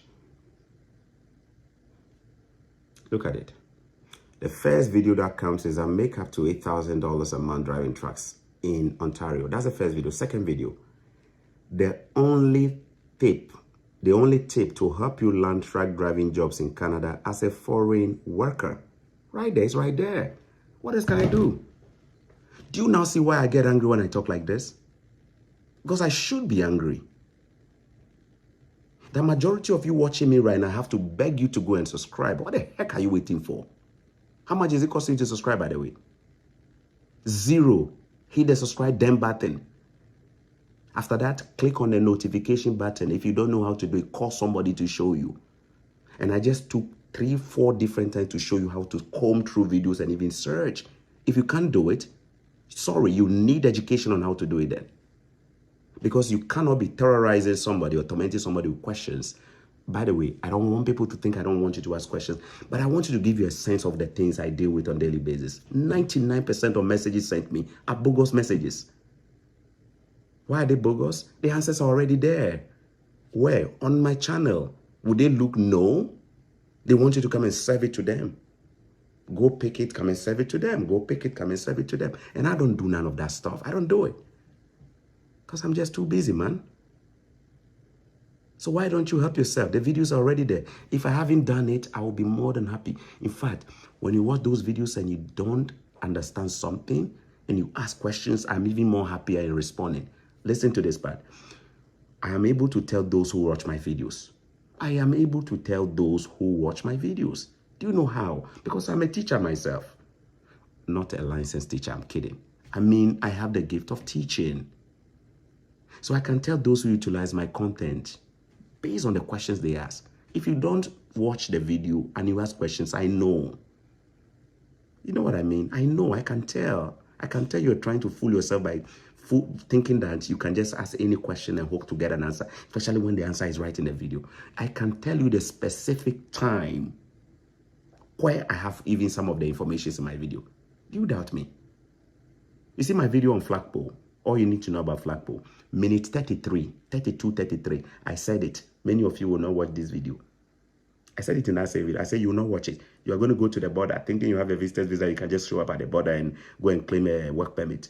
And when you go, it will hook you. When you hook you, come back and you watch it and you'll be seeing my face like this. I said it right in the video, that particular video. So please do yourself a lot of favor. You see, the video that I show a Kundayo right now, I'm back to a Kundayo. Kundayo, I'm back to you. I'm done talking to everybody else. Now I'm back to you. You see the video that I showed right now about the truck driving? I give tips on how, if somebody has a truck driving background from, say, a developing country or any other country where your license is not really recognized here in Canada for an exchange, some of the things that I think, in my opinion, you can do to enhance your chance of actually getting, say, truck driving jobs when you come. And in that same video, I even give tips on some of the directions you can go with it. You know what I mean? It's all in the video. It's all in the video. Mugula Tiff, hi Choco, love from Uganda. Hope you find time for her. Oh, another one came. Okay, hope you find time for hustlers. My goodness, who don't have huge monies, especially for proof of funds. Thanks. As for money for proof of funds, it's a big concern. Even me, when I had a scholarship, I still needed a proof of funds to show that I can carry my living expenses when I'm in Canada. So a proof of funds is a big challenge. It's a big challenge. And I can't comment much on that. I'm just hoping that you can get somebody who can, even if you don't have the money yourself, you can get somebody as a third-party sponsor, like somebody else to sponsor you with your bank statement. My concern is not for you not to go for a fake bank statement from an agent. Fake bank statement will always backfire. They will backfire, especially with Canada. Now they have all kinds of tools in place for detecting some of this fraud. So if an agent tells you they'll sell you a bank statement or give you one, and you don't stand there or go to the bank with them to print it, you are likely going to be given a fake bank statement. And a fake bank statement only makes it harder by keeping you in a country where you want to leave, or exit. You know, you want to leave Uganda, go to Canada, fake bank statement is likely going to keep there for another 5 years. I'm indirectly saying you could be banned for 5 years, which could affect your ability to go to other countries like what? USA, Australia, and a few other countries that Canada. Yeah, that's what I have to say there. Otherwise, I'm hoping that even if you don't personally have the bank statement, you can get somebody who could be your bank statement sponsor or provider, like a uncle, auntie, brother, sister, cousins, you know. Yeah, I hope that's good. I hope that's good. Uganda. From Uganda. That's a good one from Uganda.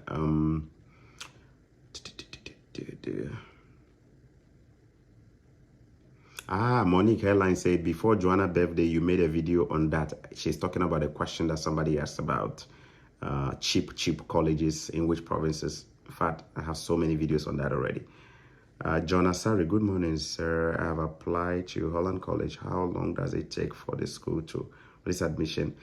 If I'm not mistaken, between a month or two, you should hear from them, especially if all your documents have been submitted. You know, they have a supplementary document session. If you don't upload all your documents, your application could be hanging in there for a while. But within a month or two, you should be able to hear from them. Yeah. Nana Brown, okay. Victoria Tando. I think you guys are responding to somebody else's comments. Loretta in Siamuako. Loretta, please kindly do a video about mature international student for us. Thank you. Best regards. So a mature international student, Loretta, can you clarify one more time? When you say mature, I want to make sure I understand it from your context. When you say mature, do you mean people who are older, beyond a certain age, or people who have a certain credential. If you can just clarify, I kind of understand what you're saying, but I want to make sure I understand it from your perspective. So if you can come back and clarify, I appreciate. Felicia Mudavanu, I'm your disciple from Zimbabwe. Good job, brother. I'm a secondary school teacher. Is it possible to apply for early childhood course, or rather the teacher assistant? I don't hold a degree but diploma. Yes, you can apply for early childhood educator program since you're already a teacher. I am not sure if you went to a training school, to a teacher training school. Even if you did, you can still apply for an early childhood educator course just to and convince the officer that you want to gain more of a global perspective on how to design or develop better pedagogy to kind of deliver modern education, like, you know, modern tutoring to your student. Basically, you're making the argument that you want to learn how education in the 21st century should be delivered in a more modern way, in a more inclusive way, and in a way that the pedagogy really addresses the concerns, holistic concerns. So, you see, I'm even giving you SOP ideas. So you see some of the words I use, pedagogy. Some people may not have heard it. If you have heard it, great. You could always write it down, look it up. You know, these are terms that comes with the curriculum here, the design here, how they structure their education to be beyond not just about teaching, but more holistic, right? So you can do that. And for early childhood education, you probably will, for a lot of places, just your secondary school certificate is enough to get you in there, all right? Especially in a college, okay? So I hope I answered that question for Felicia in Zimbabwe. Ayunwi Rollins. Hey, Mr. Chokor. I'm a videographer / photographer currently in Dubai, and I've been exploring opportunities in Canada through the job bank. Despite a robust portfolio, getting responses has been tough. Wow, so sorry about that. Unfortunately, this was a statement, not a question. So I'll treat it as that. Sorry about that. I'm not surprised that you are not getting responses. Truth is that getting a response from job bank will take so much effort, so many applications. So expect that. That is why I'm a advocate for having multiple plans. Aside from relying on a job from Canada, what if the job doesn't come? Is that the only option you have? Perhaps you have maybe a secondary school education and you can use that to attend a college. Maybe your problem is bank statement. Maybe you can get somebody's genuine bank statement to help you through so that you can come through schooling. You know, what happens is that people have all their eggs in one basket. If you got all your eggs in one basket and it doesn't happen, you actually will get depressed easily. You know what I mean? You are sitting down hoping for a LMI job from Nigeria, from Ghana, from Uganda, from Mozambique, from Botswana, and from Algeria, from Ivory Coast, from South Africa, and you're waiting. And you're trying and trying. It's not working. 3, 4, 5 months. It's not working. 6, 7 months. It's not working. 1 year has passed. Bro, you need to start having a plan B. Maybe your plan B is that continue doing those LMI applications, but activate maybe perhaps a visitor's visa if it really works for you. Visitor's visa may work for some people. It may not work for some people. By that, I mean somebody could bring a visitor's visa, boom, and it could help them achieve what they want. Somebody could bring in it could be more stress. It's also up to you and what you really want to do in Canada, right? Or maybe the study route. You are still doing the LMI, but you activate the study route too. You know what I mean? Or aside from the study route, you still find out that maybe you can do an express entry permanent residence application to come in as a PR. So basically there are more. Or maybe during this time that you are waiting, you are single, you are in Dubai, you are a photographer, you're single, and then you got a nice woman, or even if the woman is not nice, beauty lies in the eyes of the beholder, by the way.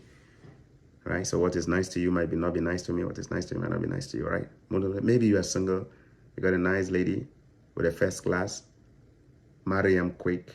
You marry and tell us you're making use in first class, apply for scholarship or US or Canada or Australia or UK, whatever. Then they go, then they carry you, go, then you carry your camera, you see him. You take a picture, post, say cheese, we try picture, we try to money case back and what they are. So basically multiple ways.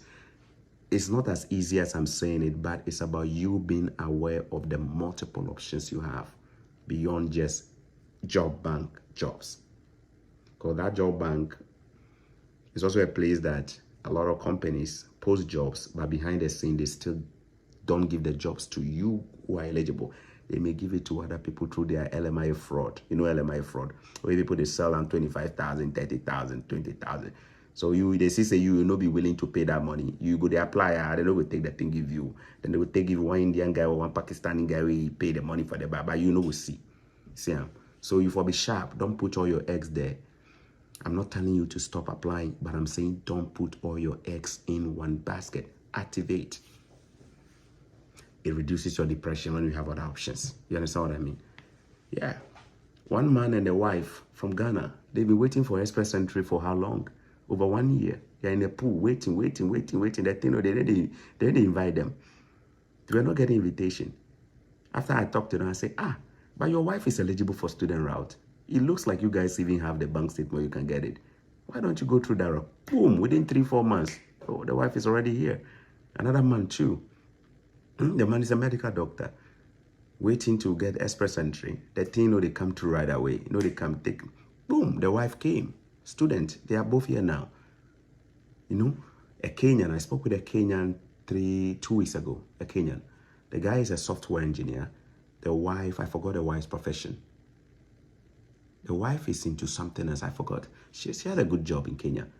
And they were in the express entry pool waiting. Things was not clicking. When I say not clicking, they were not getting an invitation to apply for the permanent resident. So the man decided, they both agreed that they will go through the student route. They did it, boom, in 3-4 months, they were already here. So, you see, what I'm just explaining to you is knowing that there are multiple ways of getting to Canada. Sometimes the one that you really want might also be the one that can actually take long. So why don't you assess yourself and ask yourself, aside from the job option, do I have any other option I'm eligible for? If yes, how much will it cost me if I'm not using an agent? What's the process like? What do I need? So that you can start educating yourself on that. And then, you know what I mean? Yeah. Angela. Okay, this may be a repeated question, but I will still try to ask anyway. I appreciate that. You can ask. So let me continue, Angela. Since the apostle today is reading comments,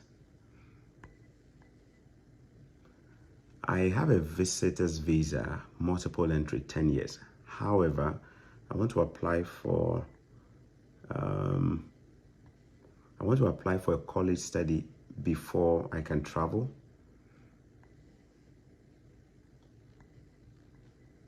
What do you advise? What do you suggest? Not an advice, suggest my opinion. So Angela, yes, I am interested in that. It's probably a repeated question because I've already addressed this. So go on YouTube one more time. Change. So Chakra Millionaire. I've typed Chakra Millionaire. I'm just typing the word change right now. Let me type it and show it to you. Change your visitor's visa to study permit. All right, so this is it. Look at it. This video was done 1 month ago. It shows here 1 month. Look at the title. How to change your visitor's visa to a study permit from inside Canada.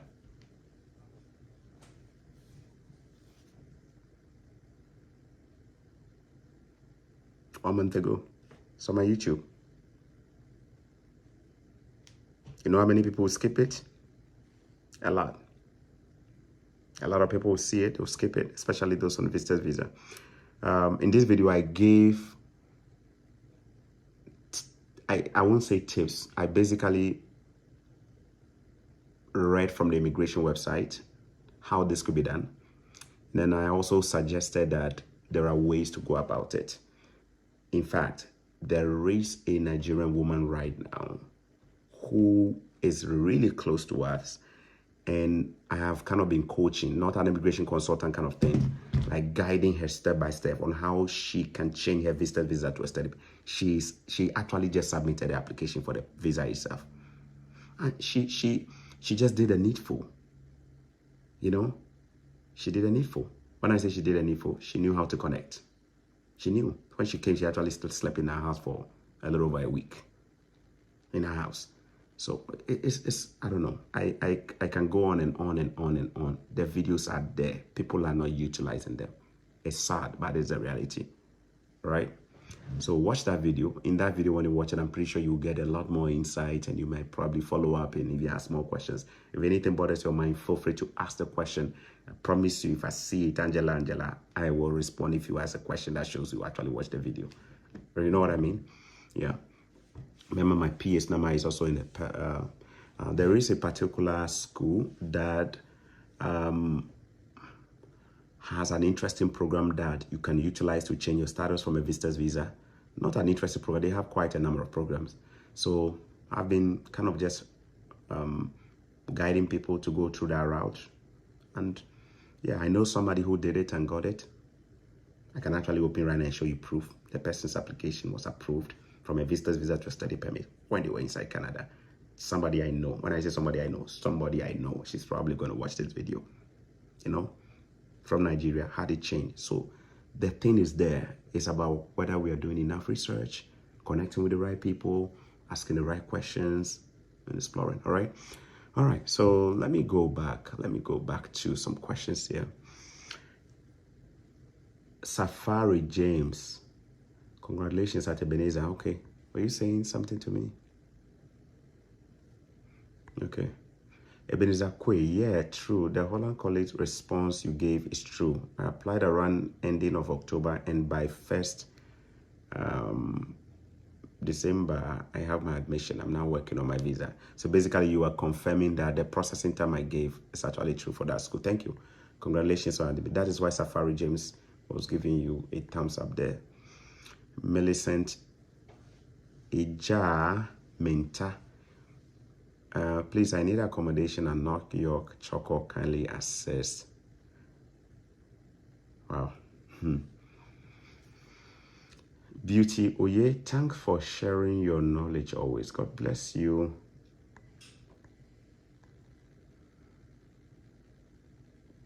God bless you this year. Inshallah, I will travel to Europe. That's from Beauty Oye. Thank you, Beauty. Adams Martin, please check out. I'm a worker from Ghana, working in the public service. I would like to apply for a conference visa.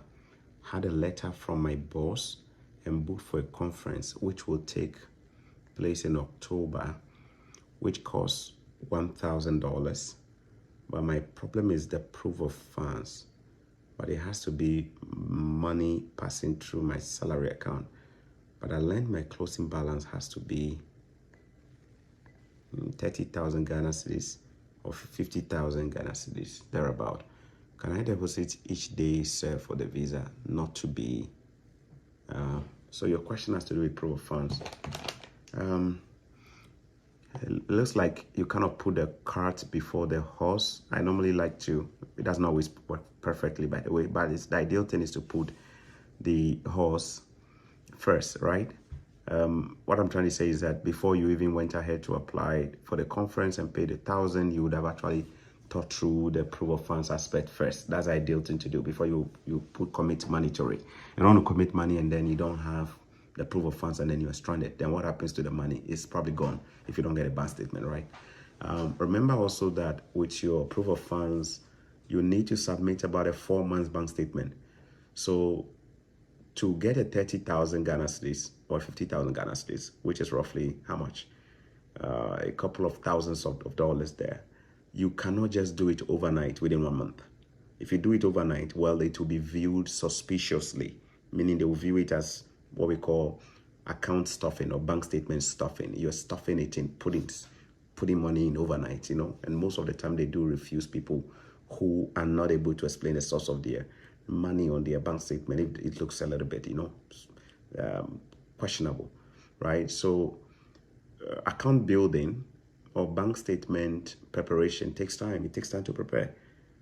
if you want to apply for your visitor's visa this month, January, it means your bank statement ought to have started from somewhere around October. You see what I mean? You should have started printing the statement from October, November, December, January. You understand? 4 months. So it's not something that you can just go in and print a statement just today for this month alone. You need 4 months. They want to be able to tell your financial history to see how financially fit you are, right? So it requires process. I wish you had mentioned when the visa, when the conference was taking place. Let's assume it's taking place in July, which is where most conferences also happen in summer, June, July, thereabout, through August. So let's assume it's June or it's July. Then you probably can start applying for a visa somewhere, February, March, April, May, June. Maybe from February ending.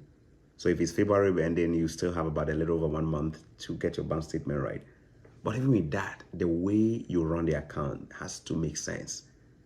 Remember, you cannot just go and be dumping large sums of money there like that overnight. It will be suspicious unless your bank statement has a history of receiving such monies normally. There are some people, they receive big money almost all the time because they are business people. It's not suspicious. But for those of us who don't receive big monies, 50 Ghana, 1,000 Ghana, 50 Ghana, 3,000 Ghana, 2,000 shillings, 5,000 shillings, and then all of a sudden you have 600,000 Kenyan shillings coming through. Those are the ones that are viewed suspiciously. You know what I mean? So yeah, there's not much I can say beyond this. Watch my video on proof of funds. I'm pretty sure you'll learn a lot. If you type Choco Millionaire and you type proof of funds, you actually get a lot of videos I've done on that. You can sit down and watch that video and then pick a lot of ideas from it to see which aspect of your bank statement you can work on and which aspect you may not, or maybe risky if you touch. You know what I mean? Yeah. But above all, stay away from agents who sell you bank statement. They could keep you in your country for 5 years, potentially banned if you use a fake bank statement. Remember that, okay? All right.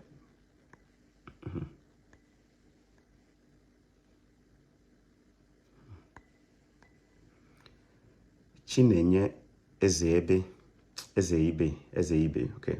See the effort I put into pronounce your names. People did they butcher my name like that. Chokomilo, Chokimilo, Chichimilo, Chofi. Says one day Poland change by tell me Chakichan. As he say the word syllables, we will go school, we no learn some. How? Word syllables, how to put words together, alphabets together, we will no learn them. You will follow somebody, the person, they mention your name every day. You cannot watch and see how I pronounce my own name. Then people, they butcher them left, right. It's a Chukimilo, Chukichan. When people send me email and they butcher my name, the first thing I do is I skip. I don't even read. I don't care who you are. I don't even read. I skip. I don't understand why you can't even get my name right. I skip. You go read some of them Chokomilo. Another time they go make me Kokomilo. Then they go make it Koko Adra Koko. Yeah. You see, I put a lot of effort into pronouncing people's name because I know names mean a lot to people. Chokomilo. Chochomilo. Nakani. Okay, let me read. Where's that one? Where's that one? Oh, this small talk where I talk to where you make the comment disappear like that. Oh, this woman no go forgive me. Oh, madam, I go look for him. Maybe so you don't go say, oh, he was reading my one and then he went off in his rampant, his rant. Chinoye, Ezeibe, why you did? Chinoye, please, oh, Chinoye, read the question back. Because the way I look for the time, I don't want you to be angry that I didn't read your questions. I'm still going through it. YouTube is a mess, man, when it comes to pulling questions up. Yeah. By the time I go find out, I go see somebody from Qatar go put in question and they go push you to go somewhere. Say, oh, Charlie. The thing no easy. Here. Chinoye Ezeibe. Good morning, sir. Please, sir, I need to order GCMS no. Can you help me out? No, unfortunately. I don't apply for GCMS no for anybody. You have to do it by yourself. There are some third-party organized individuals out there on Google who kind of order it for people. It's a little bit risky because you don't know who they are. You don't know what they'll do with your personal information. My understanding is that some of them are actually fake. They are based in India, fake guys who create a fake website just to collect people's crowd information and then go and use it. So the risk involved is that you never know. You never know whether it's legit or not because they are third parties. Third party means they are not from the government of Canada's immigration. So you use them at your own risk, right? Otherwise, if you know somebody who is in Canada who is a permanent resident or a citizen and they are really close to you, you can ask them to apply for the GCMS note on your behalf. There is one that you can do by yourself. It's called ATIP, A-T-I-P. Capital A, capital T, capital I, capital P. All you need to do is to go on Google. I think I've done a video on that before, right? You go on Google like this. You go on Google and then you type request for ATIP. Request for ATIP. Sorry. Request for ATIP. Request for ATIP. Then you run the search. The very first one that will come will say ATIP at the top, and it will have the IRCC's what's the name, URL there, gc.ca. You click on it, and then when you click on it, you kind of just will follow the process like that. You click on next. To start the application online, you must read blah blah blah, and I know my people will not read. Okay, read the terms and come down and accept the terms here. Sorry, and then after accepting, okay, and then you begin answering the questions, right? Request for Information Act, okay, record selection, blah blah blah. Then they begin asking you a question. Please select the department where you would like to submit. Access to information or privacy. The first, you click on that box and it gives you so many organizations in Canada, government institutions. You select the one that says Canada Border Services. And then you kind of just continue. What is the next question, Seth? Yeah, please select the department where I've already selected that. And then you kind of just continue from there, right? The institution you've selected is part of the new ATIP online request service. This is hosted by blah, blah, blah, blah, blah. Select the link below to complete. So it's telling you here that for you to continue, you need to select the link, you click on it, and then you just begin, all right? So the ATIP is also another way of requesting for your GCMS note. The difference is that ATIP will also give you more information, but it won't be as detailed as the actual GCMS note. But it's still better than the refusal letter that they gave you. And ATIP is kind of free. I think it's $5 or free, right? You can do it by yourself. With ATIP, you don't need anybody to do it. You can do it by yourself. If you go and give it to an agent, $1,000, where they go claim it. So you can do the ATIP by yourself. That said, you can still try and see if you have somebody here in Canada who can do it for you. There is a reason why I don't do it for people, because of what I do. I'm kind of like in the public space, so many people. I cannot be doing it for people because it's just a matter of time. IRCC will think I'm doing it for business. You know what I mean? And then it will lead to something. So I don't do it for people. You got it? Prince Kujo Agbomaji, and you mean if I had applied for visitor's visa, but I'm yet to get a response. And as we speak, I have this LMI job offer. Do I need to book another appointment for bio capture? No, you don't need to book another appointment for biometric capture. You can go ahead and then also apply for your LMI work permit. Even if you have a pending visitor's visa, you can do that. Safari James, hello, my boss, please, my question. Safari, the question didn't come. Just say my question. Caroline M. Blawood. Blawood, I like this name. Where you get wood? It means British name with an African name combined. Beautiful combination. Someone sent me your video and I got interested.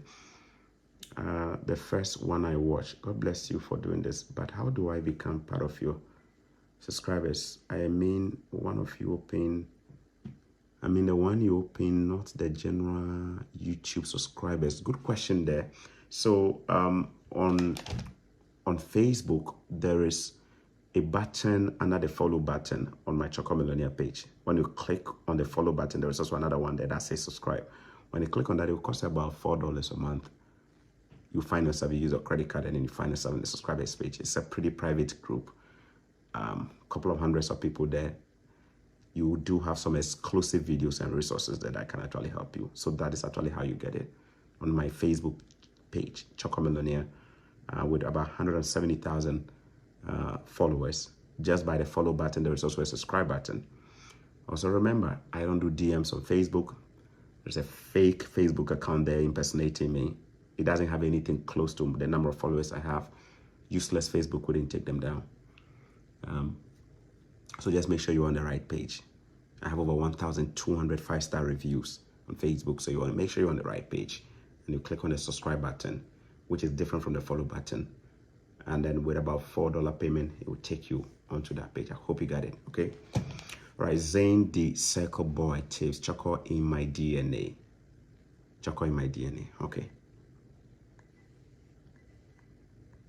Pauline Sunday, well done, Choco, thank you.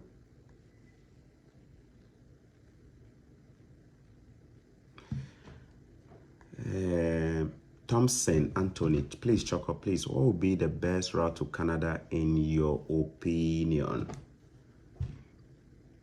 Choco, what will be the best route to Canada in your opinion? Oh, so the video where I do 3 days ago or 4 days ago, the top 2 easiest way to migrate to Canada. Me say that video, Mr. Thompson Osiamo, but I know verse, no problem. No problem. Your video, I answer them already. So you go do some due diligence more. Okay, Thompson Anthony. All right. Hey, my people have to go sleep. Oh, I've tried and go sleep. You know why? Because early morning, 7 o'clock, I have to wake up and prepare my children for work, for school. My wife goes to work around 5:30 a.m. So it be me where I go do all the wake up, child care job. See? So if I no sleep right now, it means that the children don't go to school. So if you say my children don't go to school tomorrow, then it means say if the video way it costs up, you see what I mean? But this video, this is the thing long. I watch the time right now, 1 hour, 15 minutes, 39 seconds. Somebody go watch and say, well, this thing way long, this guy, the crazy things that they can't waste my data. Why don't go watch it? But I answer plenty to you. When you can't answer this, he will come and ask the same question later on, and then says, I will just be smiling like this in my one corner.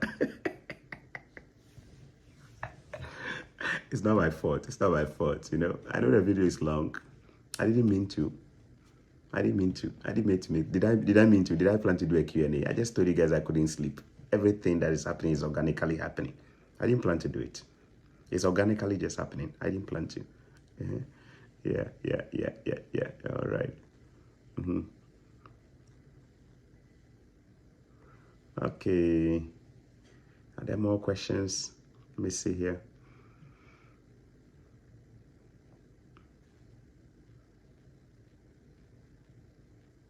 Dauda Sheba, please, I want to go to Finland through vocational school. How to go about it?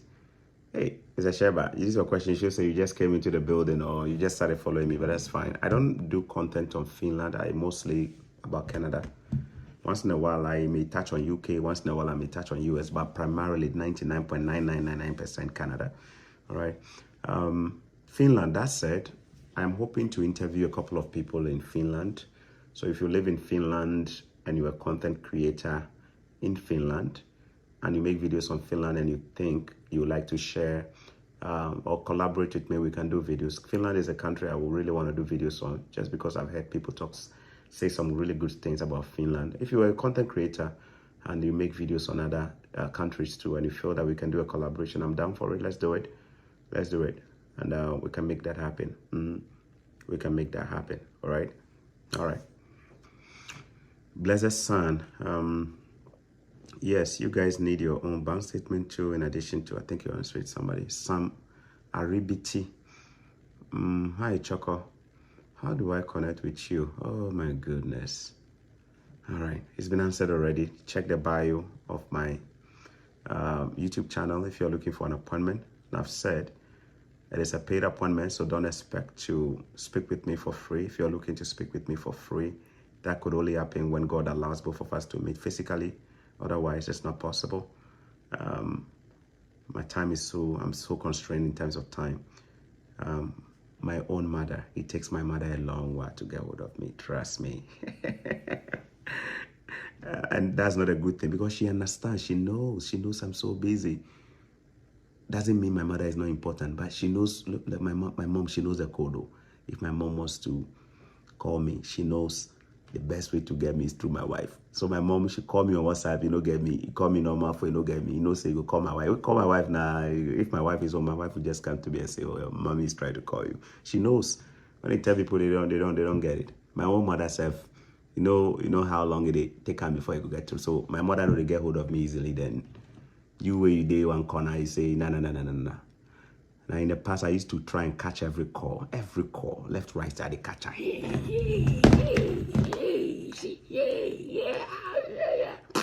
Yeah. Later on, I say my wires started developing overheating. I stop. And they can say, I don't care. You can call 1 billion times. If I don't have an appointment with you, I know they pick. And my PA, you see my PA's line, he has connected it in such a way that I can access my PA's line. When I go there, I see all the useless messages that people send. They claim they want to be speaking with me. If you want to speak with me, they message my PA, you know, they send a comment, and we'll go respond to you. If you dare me right now, I go open and make you guys see. You dare me right now, my PA info me there, connected. He has it, he's in a different location, but me too, I go for accessor. So people, they send useless messages to my PA, who they go answer to you? You want to waste somebody's time? No. Nobody is here to waste nobody's time. If you dare me right now, I go open, show you guys some of the messages people they send. And you see how people waste people's time. In this 21st century, people want to waste people's time. Yeah.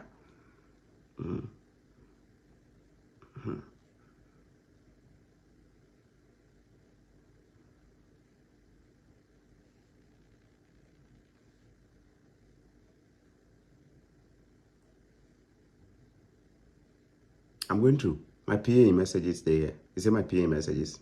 Going through. I'm going to show you some of it. Should I show? Or privacy, make I not show somebody's phone mess chat.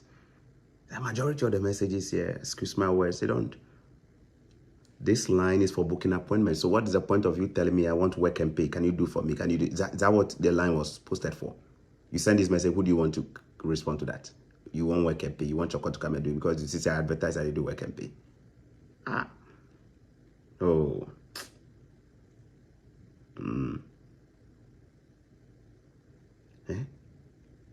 See this one without showing the person's listing. You watch this. CEO, good morning. My name is Claus. Then you go leave on for the back in October. Look at the date. October 13, my daughter's birthday. You send this message to my PA. October, and the message doesn't have a subject. The message doesn't have a body. Did you just see what I showed? Okay, may I show you again? This is a message somebody sent to my PA. Watch it. Good morning. My name is Klaus Kobe from Ghana. When was this sent? Look at the date. Okay, let me actually read. In fact, September 9. The original message was sent September 9. Nothing was sent. Then look at it there. October 13, the person comes like, hello, my name is Klaus. Blah, blah, blah, blah, blah. So you send this kind of message, you want somebody to be responding to you. Me? Hey, I'm the wrong person to be sending hello and hi. Sure, I don't care about the hello. I don't even care about how you say bye-bye. I care about the main message you sent. You can send a hello, but if the message doesn't have a content, forget it. The moment I open, I close them. Simple as that.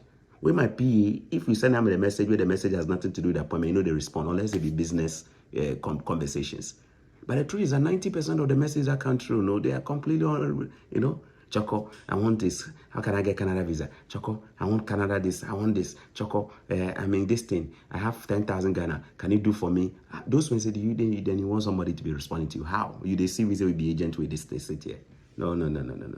It is. Anyway, I could go on and show you. Yeah, look at it. This one I know finish. Look at it. Yeah, look at it. Hi. Good evening, Choco. Hi. And then the person stops there. Look at it, the message ends.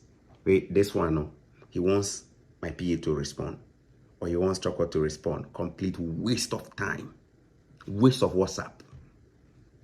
We no respond, and he go can't write, say your PA is not responding.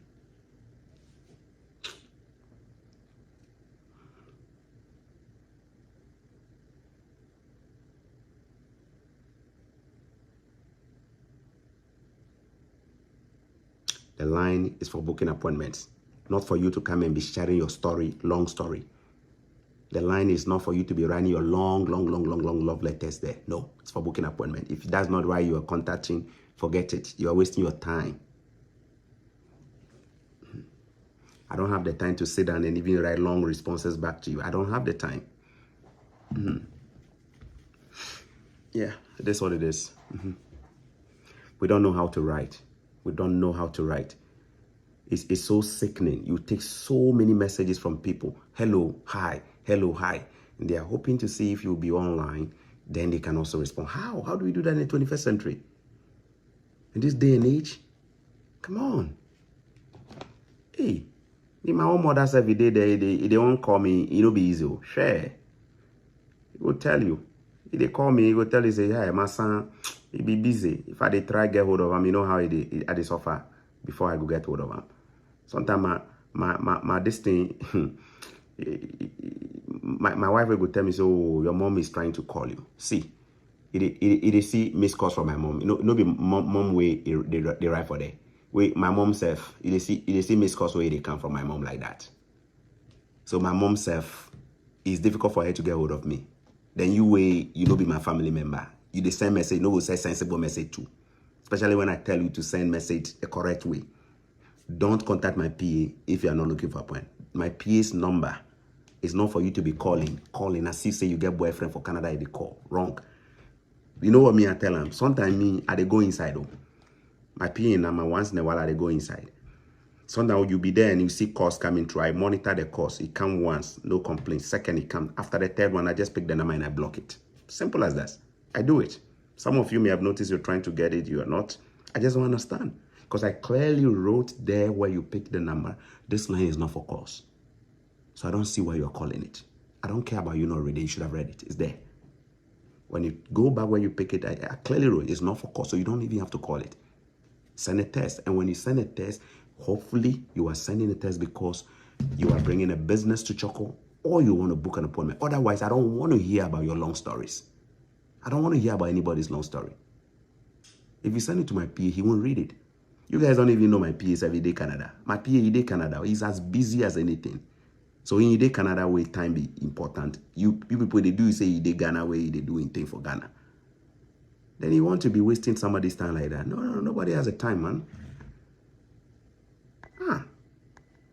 Simple as that. Nobody has a time. That's the fact. Nobody has a time here. Majority will send me. They won't even follow. They won't even follow simple instructions. They will be calling and calling and calling and calling and calling and calling. Meanwhile, the thing say this line is not for calls. This line is strictly for booking appointment. So you don't want to book an appointment. Why are you sending a message? If what you want to send us a long message, then come and put it under my video. That's a question. And then we can all read it. But if it's something that is like that, then you need to book an appointment. Because I'm not going to sit down and write a 2-page response to you. I don't do that. I never do that. I don't sit down and type a 2-page, 1-page response. I don't do that. It takes so much time to sit and even type. Being real with you. It takes time to sit. Because me, whatever I do it to my best. I cannot just give you a one-line sentence. I will make sure whatever I'm giving you, even if it's in writing, is detailed enough, easy for anybody to understand. And I don't do that stuff. True mail. Akosua Santewa, what a nice way to get me off my mood. Says, to get me to change my face. That's what I mean. It seems you're always angry when you're explaining things to us. Why, please? Akosua, you view it as anger. It's not. If I'm angry, I'll actually be the one to tell you. It is not anger. It's passion. When I'm serious, that's how I talk. It's not anger. A lot of people mistake my serious face to mean he's angry. It's not. In fact, the only time you will see me angry, Akosua, the only time you see me angry in my videos, 2 instances. One, when somebody crossed the line. When I say when somebody crosses the line, when somebody clearly just, does something that really upsets me, I'll actually let you know in the video that this person has really upset me. Second reason, when I talk about leadership videos, like corruption in Africa, those are the videos that really visibly frustrate me and make me angry. Anytime I talk about Ghana matters, issues in Africa, corruption,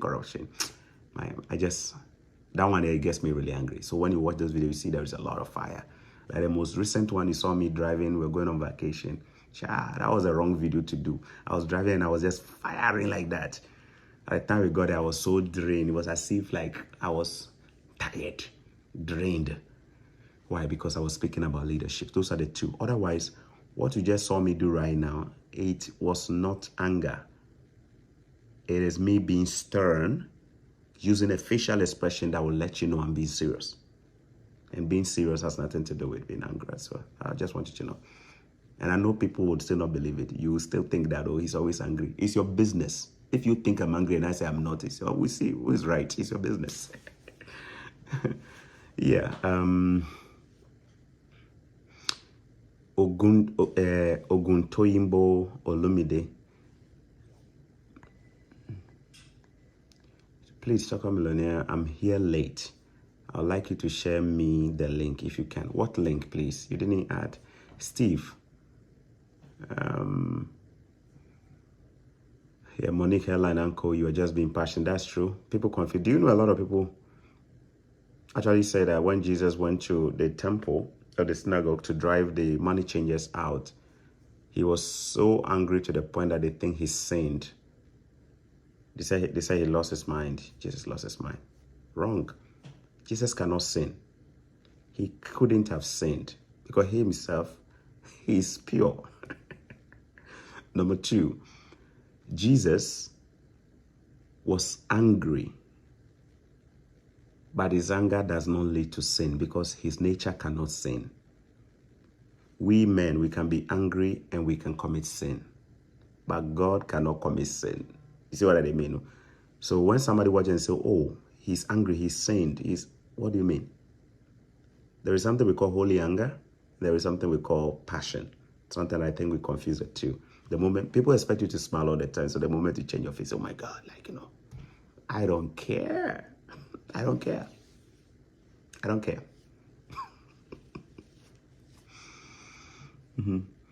Yeah, if you've been with me for a long time, you can tell the things that get me upset. Anytime I talk about Africa, corruption, Africa, I really get upset talking about those things because I just don't understand why things happen the way they happen back home. Or when somebody crosses the line, somebody who deliberately is trying to, you know what I mean, like kind of cross my path in a negative way. This one, when I get them, you might think we are even having a nice spout. All right, guys, it's 3. So I'm going to wait when it's almost probably next 10-15 minutes and I'll just end this video.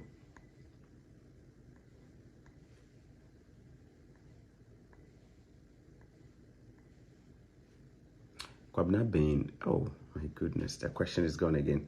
All right, back to Esther Kambi. Hello, Choco.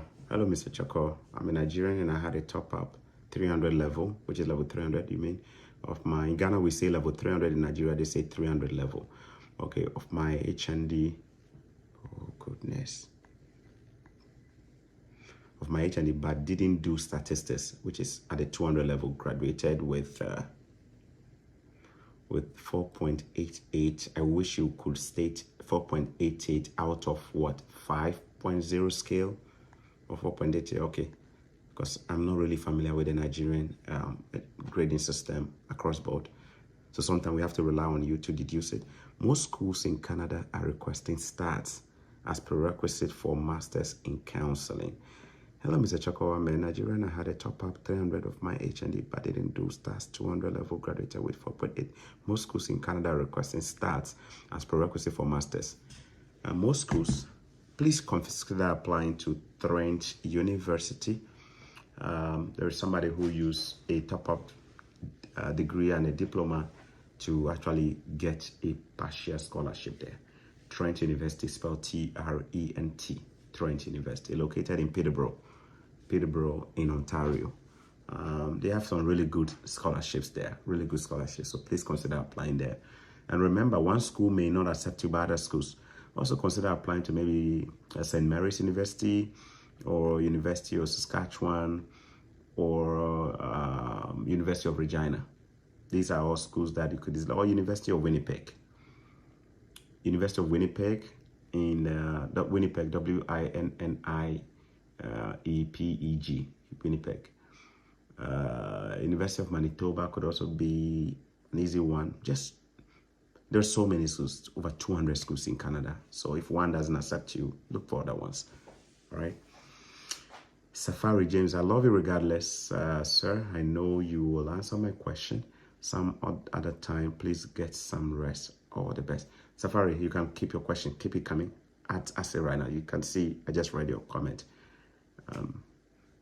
It's hard scrolling and catching them. So I'm just reading what I can see on the screen. Richman Richard Choco. Now also saying, Dabro, my bro.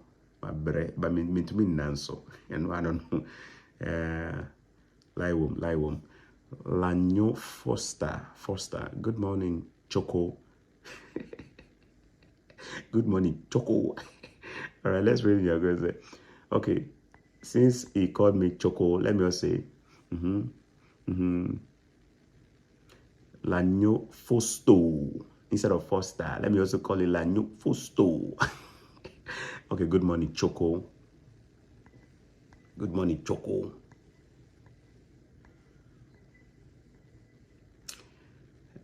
Good morning, Choco. Today is my first time watching you. Oh, you are pardoned. Today is your first time. You can make the Choco Milo mistake. Today is your first time. You are pardoned. You are pardoned. You have been forgiven. If you were an old follower, like we'll give it to you. Today is his first time. Let's welcome him. Everybody welcome Foster for me, Lanyo. Today is my first time watching you. I normally watch you on YouTube. I hope all is well. Nice to meet you. Nice to meet you too. Ama Esiwa, and welcome, Foster. Welcome. Ama Esiwa Idufo. What do you think of Khan College? I've got admission. What is your visa rate, please? Everything you want to hear about Khan College is in my video with the title, Do Not Apply to This Schools. Khan College is a private college. If you study there, you won't get your postgraduate work permit if you do your full-time studies there, unless you have other plans. Maybe you want to study there and after that apply for an LMI job, which is not an easy thing to get. Sometimes you have to pay those illegal monies to people before you get those LMI jobs. So the advantage with there are some advantages with Khan College, not just Khan College, any other private college. One, their tuition tends to be cheaper than the regular schools. Admission, quick. Within 24 hours, you could literally get an admission. Application fees, most likely zero. You are not paying. So these are all the things that make people kind of target those schools.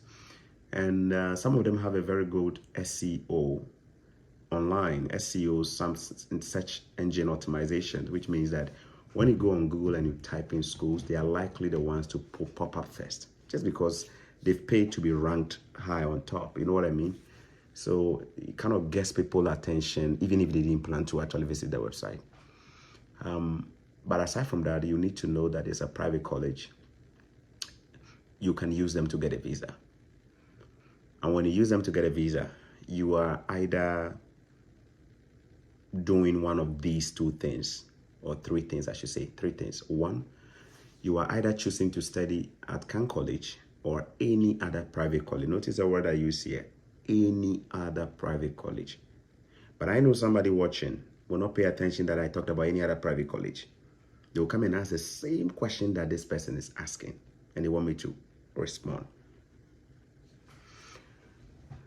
There could be three possibilities or reasons why people choose to study in private college. One, they are studying there because the requirements are easy to get, admission quick, application fees to apply waived, school fees very, very affordable compared to the average schools.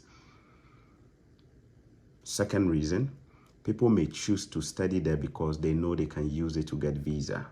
True, you can actually get your visa through this college.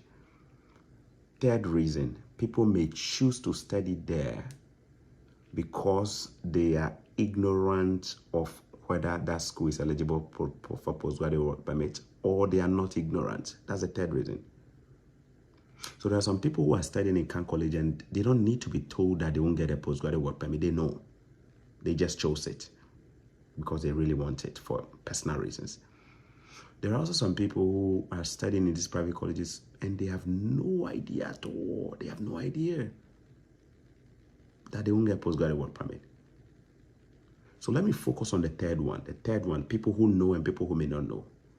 For those who don't know, they may not know because they just don't know. They only may find out when they arrive in Canada and they start a program, or when they are midway into the program, or when they finish their studies. Now, does it have a bad consequence though? Yes and no. Well, it doesn't have a good consequence if your plan was to continue staying in Canada by getting a postgraduate work permit, then you just got disappointed, you won't get it. You see that? So that's a bad. And then you realize that, oh, I just spent all this money to study here and I won't get my postgraduate work permit. The yes of it, that it has a good side, could be that you may have used them to get your visa and you arrive, but you have a very good game plan in mind. Your game plan could be that when you come, you change your school to another school. You're allowed to change school to a school that is eligible for postgraduate work permit. Or some people say, you know what, I don't care if I'm not going to get a postgraduate work permit or not. I don't really need it. I'm just coming to study to go back home. There are some people like that. They really don't need a postgraduate work permit. So for that people, they can study there. Or the third group of people are people who say, you know what, regardless of whether I know or I don't know, I'm not really bothered about postgraduate work permit, because when I finish, I think I can go through another route. Maybe an LMI job offer. But even with that, you have to know how to get the LMI job, and you have to know what it would take you to get it. Because if you finish when you don't get it, you are out of status. And if you're out of status, you may have to leave the country. Unless maybe you transfer yourself from being a student to a visitor's visa by applying for a visitor's visa and it gets approved on time and stuff like that. It's a whole lot. All right, I hope I've covered you. Chioma Chichi.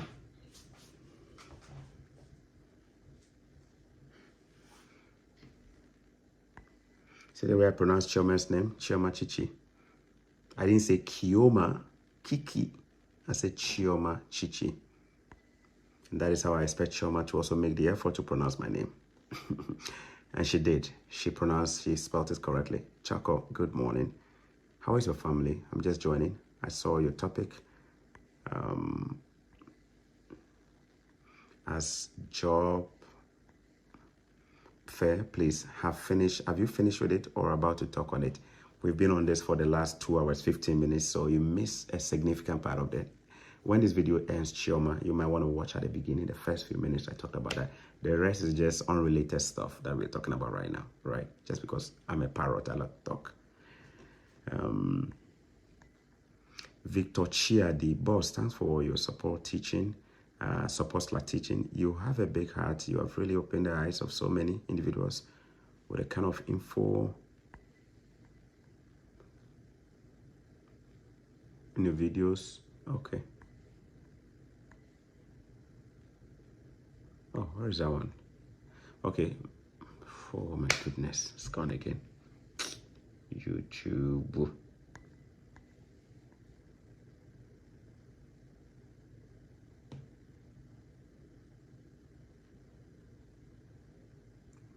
Smith and came online late, but still listened. Something in the few minutes I listened.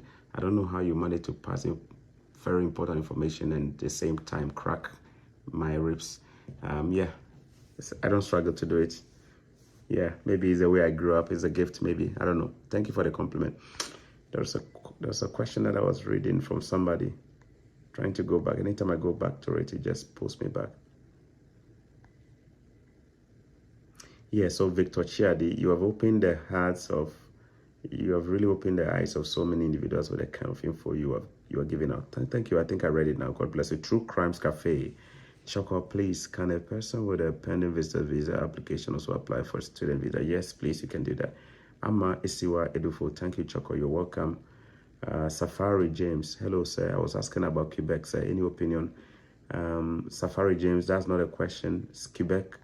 You are asking about Quebec. I hope you've asked a question. Let me go up and see if I can catch it. Otherwise, put everything in one instead of just pieces of messages, if you don't mind. Safari, yeah? Hello, please. I was asking about Quebec, sir. Any opinion? What about Quebec? Steve, hello, my brother. I'm from Zim, which is Zimbabwe, with US 50K, what's the best route to come to Canada to buy and run a small business? Not 50,000 will not buy a business. The capital outlay for buying a business is more than that. You probably want to use that to come and study if you can. Yeah, Zimbabweans, a lot of them also come and seek asylum, especially if you have a very genuine case. I'm telling you, genuine case. Say a visitor's visa could help. Some people use visitor visa to come in and then they go through asylum. Uganda is also another country people use to seek asylum a lot, just because of the political situation in Uganda. Just today, I was speaking with a family that came from Uganda and they sought asylum, and they have a very good situation that actually qualifies for asylum. Olufemi Ahmed Olaogun, my wife got admitted to college and has to deposit 8,000 card. The deadline is 19th of January, which is basically just about 1 week away, isn't it? You advise us to apply for an extension and give a family reason. Which family reason can I give? I probably said you should use family emergency, that you had a family remedy. I'm not kind of teaching you what to say. I said you could give them a reason why do you need the extension. Remember I said that you need to give them a reason why you need the extension. Somebody could say, you know what, due to a family emergency, I'm not able to meet with the deadline. Please give me an extension. Somebody, you just have to give a good reason. Good reason is what I'll say, all right? So that you don't go and say what I say because I said so. You have to give something based on your situation, right? I just was giving you an idea. La Rosa, hello sir, can Kenyan shilling 300,000 help get a student visa in Canada for a 1-year program? Since I'm not too familiar with the currency conversion, let me see. 300,000 convert 300,000 Kenyan shillings to Canadian dollars. I said Kenyan shilling. How come you are giving me Canadian dollars to Canadian dollars? Kenyan shilling. You don't know Kenyan shilling? You need to go and eat some chapati. All right. 300,000 Kenyan shillings to Canadian dollars will be 2,500 and something Canadian dollars. So roughly 2,500 Canadian dollars. Is it enough to process a student visa? More than enough. More than enough. Depending on your qualifications, if it is a scholarship-based master's program, you probably need just a max 500 Canadian dollars, which is probably about 40, 50, 60,000 Kenyan shillings, if you are qualified for scholarship, like I did. However, you will still need a bank statement. So the bank statement, the 300,000 Kenyan shillings will not be enough for your bank statement.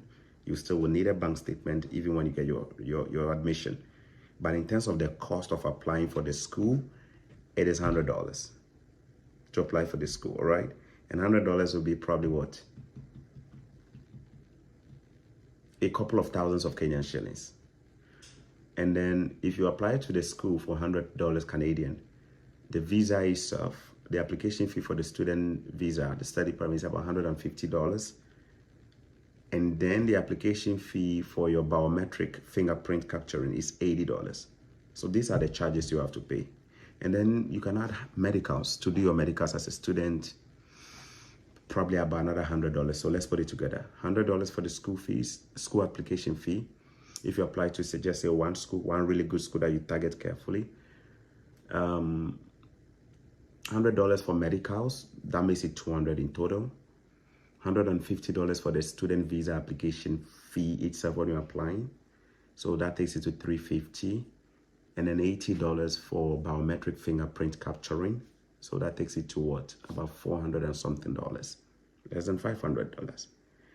The two things that I haven't captured here are your air ticket. If you get a visa, that is a different charge on its own to land in Canada. It will cost you a little over $1,000, between $1,000 to $2,000 Canadian dollars to buy your air ticket, depending on the time. Your bank statement is a different animal on its own.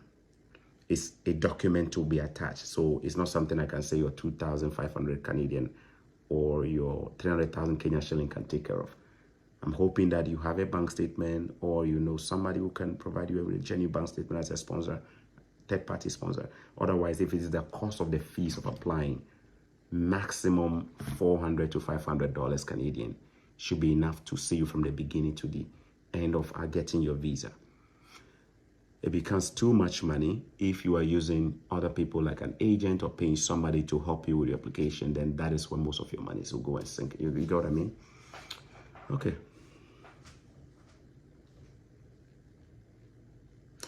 Yakubu Tobo Yusuf. Good morning, brother. As your unofficial doctor, I'll posit a rest and sleep. All right. Thank you so much. On that note, Sheikh Isaac Kwenike Agbena, we are done. I can run and run like this without even drinking water. You know me. Because it's straight from the heart. We need a rescript though. We need a rescript. We didn't make the video like Shatawa Lady produced me. We need a rescript. All we need is just, you see what I camera, we go roll. And guess what? When we are talking, I can talk for 10 hours like a talkathon. You will still watch it because I'm not a boring person. Anyway, thank you so much. Dr. Yusuf, thank you so much. On that note, we'll be ending it here. I'll see you guys. Let me get a rest so that I can wake up and prepare my kids for school. Love you guys all. And yeah, if you did enjoy it, hit that like button, subscribe, follow, wherever you're connecting from. We'll see you on there. Chomiadogo. I want it for me. Bye-bye.